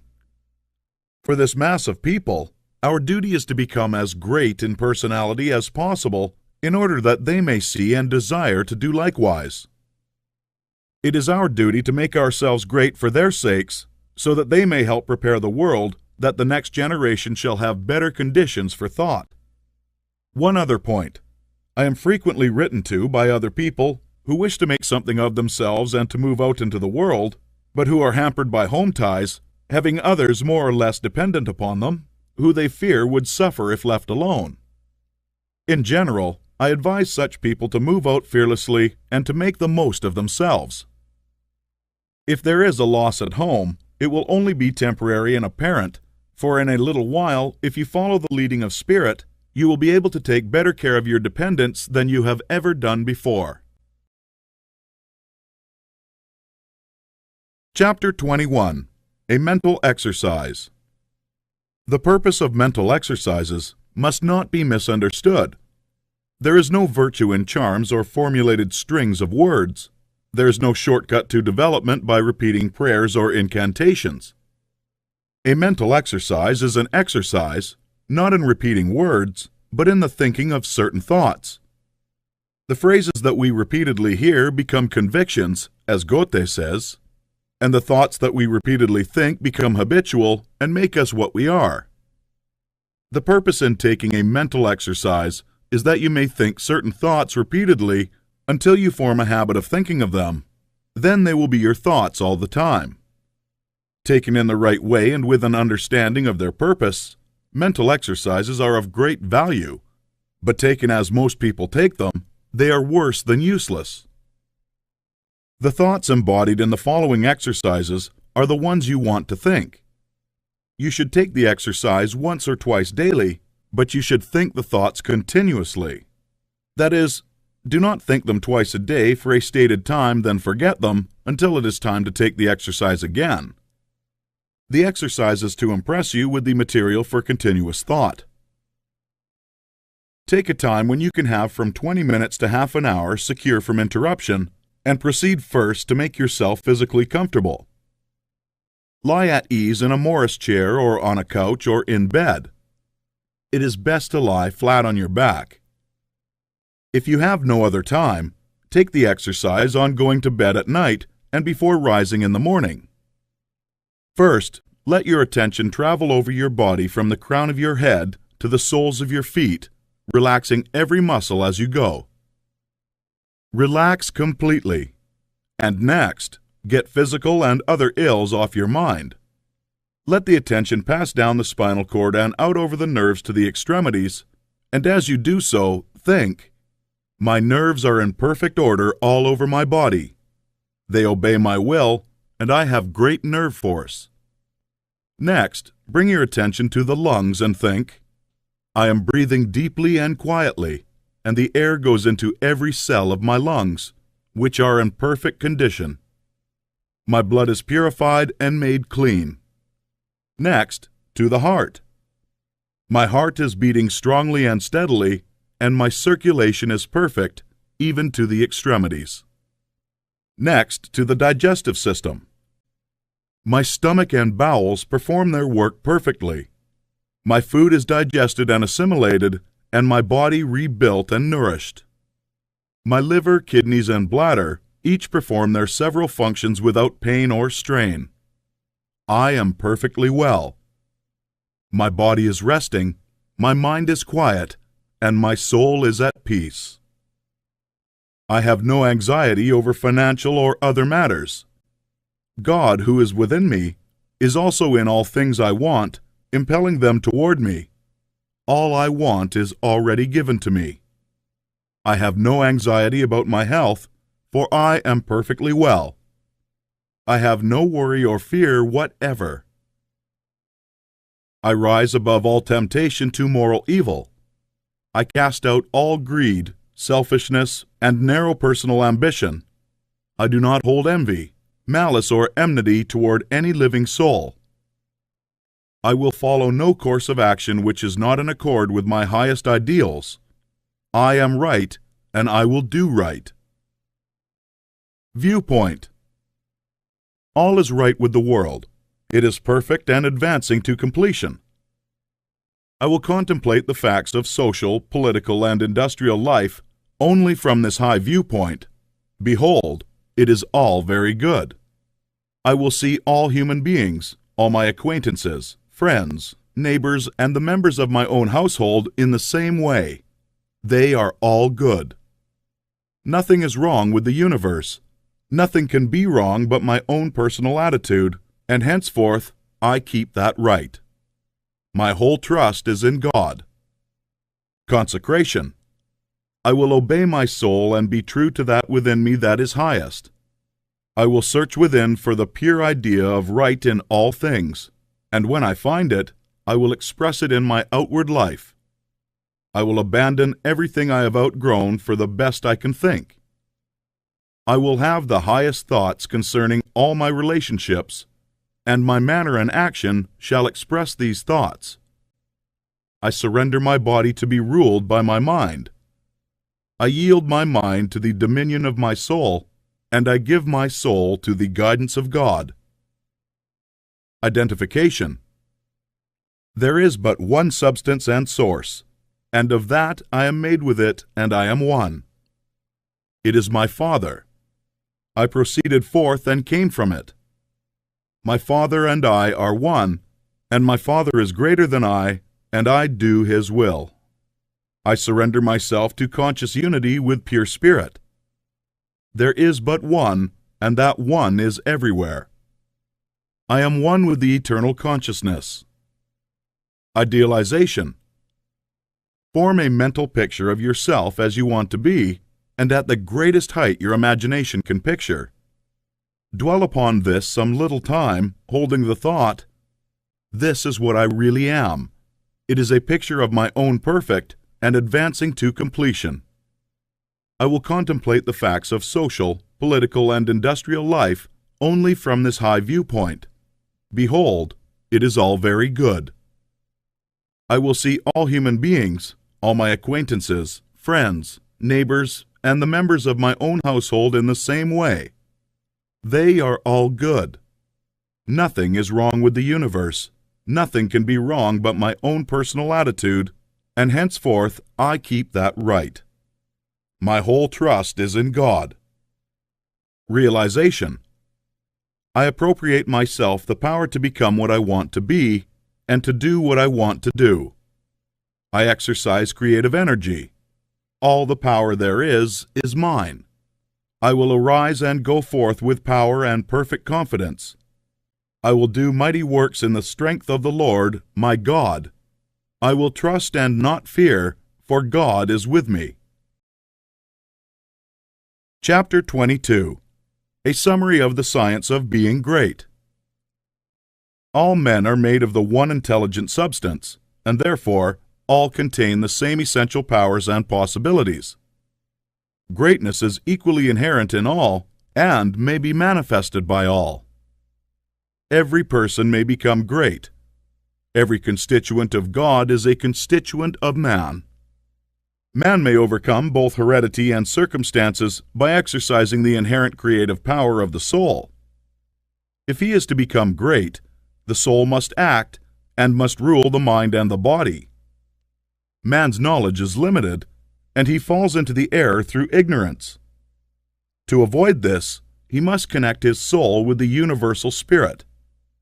Universal spirit is the intelligent substance from which all things come, and it is through all things. All things are known to this universal mind, and man can so unite himself with it as to enter into all knowledge. To do this, man must cast out of himself everything that separates him from God. He must will to live the divine life, and he must rise above all moral temptations. He must forsake every course of action that is not in accord with his highest ideals. He must reach for the right viewpoint, recognizing that God is all, in all, and that there is nothing wrong. He must see that nature, society, government, and industry are perfect in their present stage and advancing towards completion, and that all men and women everywhere are good and perfect. He must know that all is right with the world and unite with God for the completion of the perfect work. It is only as man sees God as the great advancing presence in all, and good in all, that he can rise to real greatness. He must consecrate himself to the service of the highest that is within himself, obeying the voice of the soul. There is an inner light in every man that continuously impels him toward the highest, and he must be guided by this light if he would become great. He must recognize the fact that he is one with the Father, and consciously affirm this unity for himself and for all others. He must know himself to be a God among gods, and act accordingly. He must have absolute faith in his own perceptions of truth, and begin at home to act on these perceptions. As he sees the true and right course in small things, he must take that course.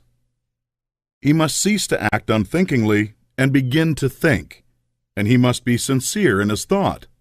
He must have a mental conception of himself at the highest until it is his habitual thought form of himself. This thought form he must keep continuously in view. He must outwardly realize and express that thought form in his actions. He must do everything that he does in a great way. In dealing with his family, his neighbors, acquaintances, and friends, he must make every act an expression of his ideal. The man who reaches the right viewpoint and makes full consecrations, and who makes every act, however trivial, an expression of the ideal, has already attained to greatness. Everything he does will be done in a great way. He will make himself known and will be recognized as a personality of power. He will receive knowledge by inspiration and will know all that he needs to know. He will receive all the material wealth he forms in his thoughts, and he will not lack for any good thing. He will be given ability to deal with any combination of circumstances that may arise, and his growth and progress will be continuous and rapid. Great works will seek him out, and all men will delight to do him honor. Because of its peculiar value to the student of the science of being great, I close this book by giving a portion of Emerson's essay on the Over-Soul. This great essay is fundamental, showing the foundation principles of monism and the science of greatness. I recommend the student to study it most carefully in the connection with this book. What is the universal sense of want and ignorance, but the fine innuendo by which the great soul makes its enormous claim? Why do men feel that the natural history of man has never been written, but always he is leaving behind what you have said of him, and it becomes old, and books of metaphysics worthless? The philosophy of 6,000 years has not searched the chambers and magazines of the soul. In its experiments, there has always remained, in the last analysis, a residuum it cannot resolve. Man is a stream whose source is hidden. Always our being is descending into us from we know not whence. The most exact calculator has no prescience that somewhat incalculable may not balk the very next moment. I am constrained every moment to acknowledge a higher origin for events than the will I call mine. As with events, so it is with thoughts. When I watch that flowing river, which, out of regions I see not, pours for a season, it streams into me. I see that I am a pensioner, not a cause, but a surprised spectator of this ethereal water, that I desire to look up and put myself in the attitude for reception, but from some alien energy the visions come. The supreme critic on all the errors of the past and present, and of the only prophet of that which must be, is that great nature in which we rest as the earth lies in the soft arms of the atmosphere. That unity, that oversoul, with which every man's particular being is contained and made one with all other, that common heart of which all sincere conversation is the worship, to which all right action is the submission, that overpowering reality which confutes our tricks and talents, and constrains everyone to pass for what he is, and to speak from his character and not from his tongue, and which evermore tends and aims to pass into our thought and hand, and become wisdom and virtue and power and beauty. We live in succession, in division, in parts, in particles. Meantime, within man, the soul is of the whole, the wise silence, the universal beauty to which every part and particle is equally related, the eternal one. And this deep power in which we exist, and whose beatitude is all accessible to us, is not only self-sufficing and perfect in every hour, but the act of seeing and the thing seen, the seer and the spectacle, the subject and the object, are one. We see the world piece by piece, as the sun, the moon, the animal, the tree, but the whole of which these are the shining parts, is the soul. It is only by the vision of that wisdom that the horoscope of the ages can be read, and it is only by falling back on our better thoughts by yielding to the spirit of prophecy which is innate in every man, that we know what it saith. Every man's words who speak from that life must sound vain to those who do not dwell in the same thought on their own part. I dare not speak for it. My words do not carry its august sense. They fall short and cold. Only itself can inspire whom it will, and behold. Their speech shall be lyrical and sweet, and universal as the rising of the wind.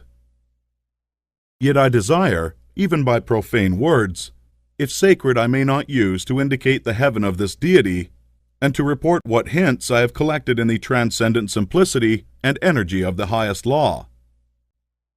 If we consider what happens in conversation, in reveries, in remorse, in times of passion, in surprises, in the instruction of dreams wherein often we see ourselves in masquerade, the droll disguises only magnifying and enhancing a real element, and forcing it on our distinct notice, we shall catch many hints that will broaden and lighten into knowledge of the secret of nature. All goes to show that the soul in man is not an organ, but animates and exercises all the organs. It is not a function, like the power of memory, of calculation, of compassion, but uses these hands and feet, is not a faculty, but a light, is not the intellect or the will, but the master of the intellect and the will. It is the vast background of our being in which they lie, an immensity not possessed, and that cannot be possessed. From within or behind, a light shines through us upon things, and makes us aware that we are nothing, but the light is all. A man is a facade of a temple, wherein all wisdom and all good abide. What we commonly call man, the eating, drinking, planting, counting man, does not, as we know him, represent himself, but misrepresents himself. Him we do not respect, but the soul, whose organ he is, would he let it appear through his action, would make our knees bend. When it breathes through his intellect, it is genius. When it flows through his affection, it is love. After its own law, and not by arithmetic, is the rate of its progress to be computed. The soul's advances are not made by graduation, such as can be represented by motion in a straight line, but rather by ascension of state, such as can be represented by metamorphosis, from an egg to the worm, from the worm to the fly. The growths of genius are of a certain total character that does not advance to the elect individual first over John, then Adam, then Richard, and give to each the pain of discovered inferiority, but by every throw of growth the man expands there where he works, passing at each pulsation classes populations of men. With each divine impulse, the mind rends the thin rinds of visible and finite, and comes out into eternity, and inspires and expires its air.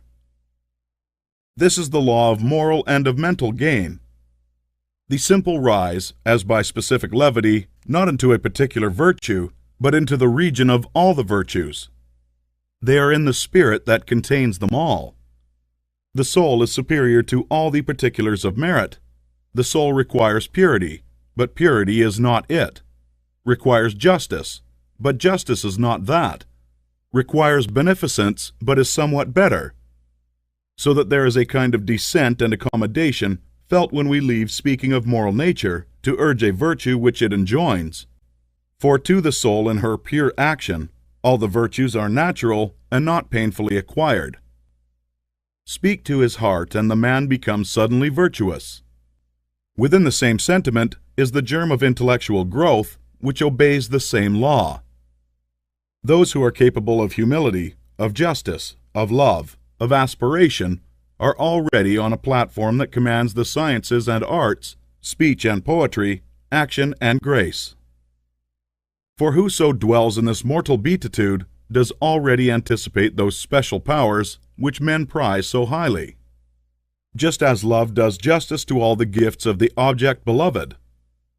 The lover has no talent, no skill which passes for quite nothing with his enamored maiden, however little she may possess of related faculty. And the heart that abandons itself to the supreme mind finds itself related to all its works and will travel a royal road to particular knowledge and powers. For in ascending to this primary and aboriginal sentiment, we have come from our remote station on the circumference instantaneously to the center of the world, whereas in the closet of God we see causes and anticipate the universe, which is but a slow effect.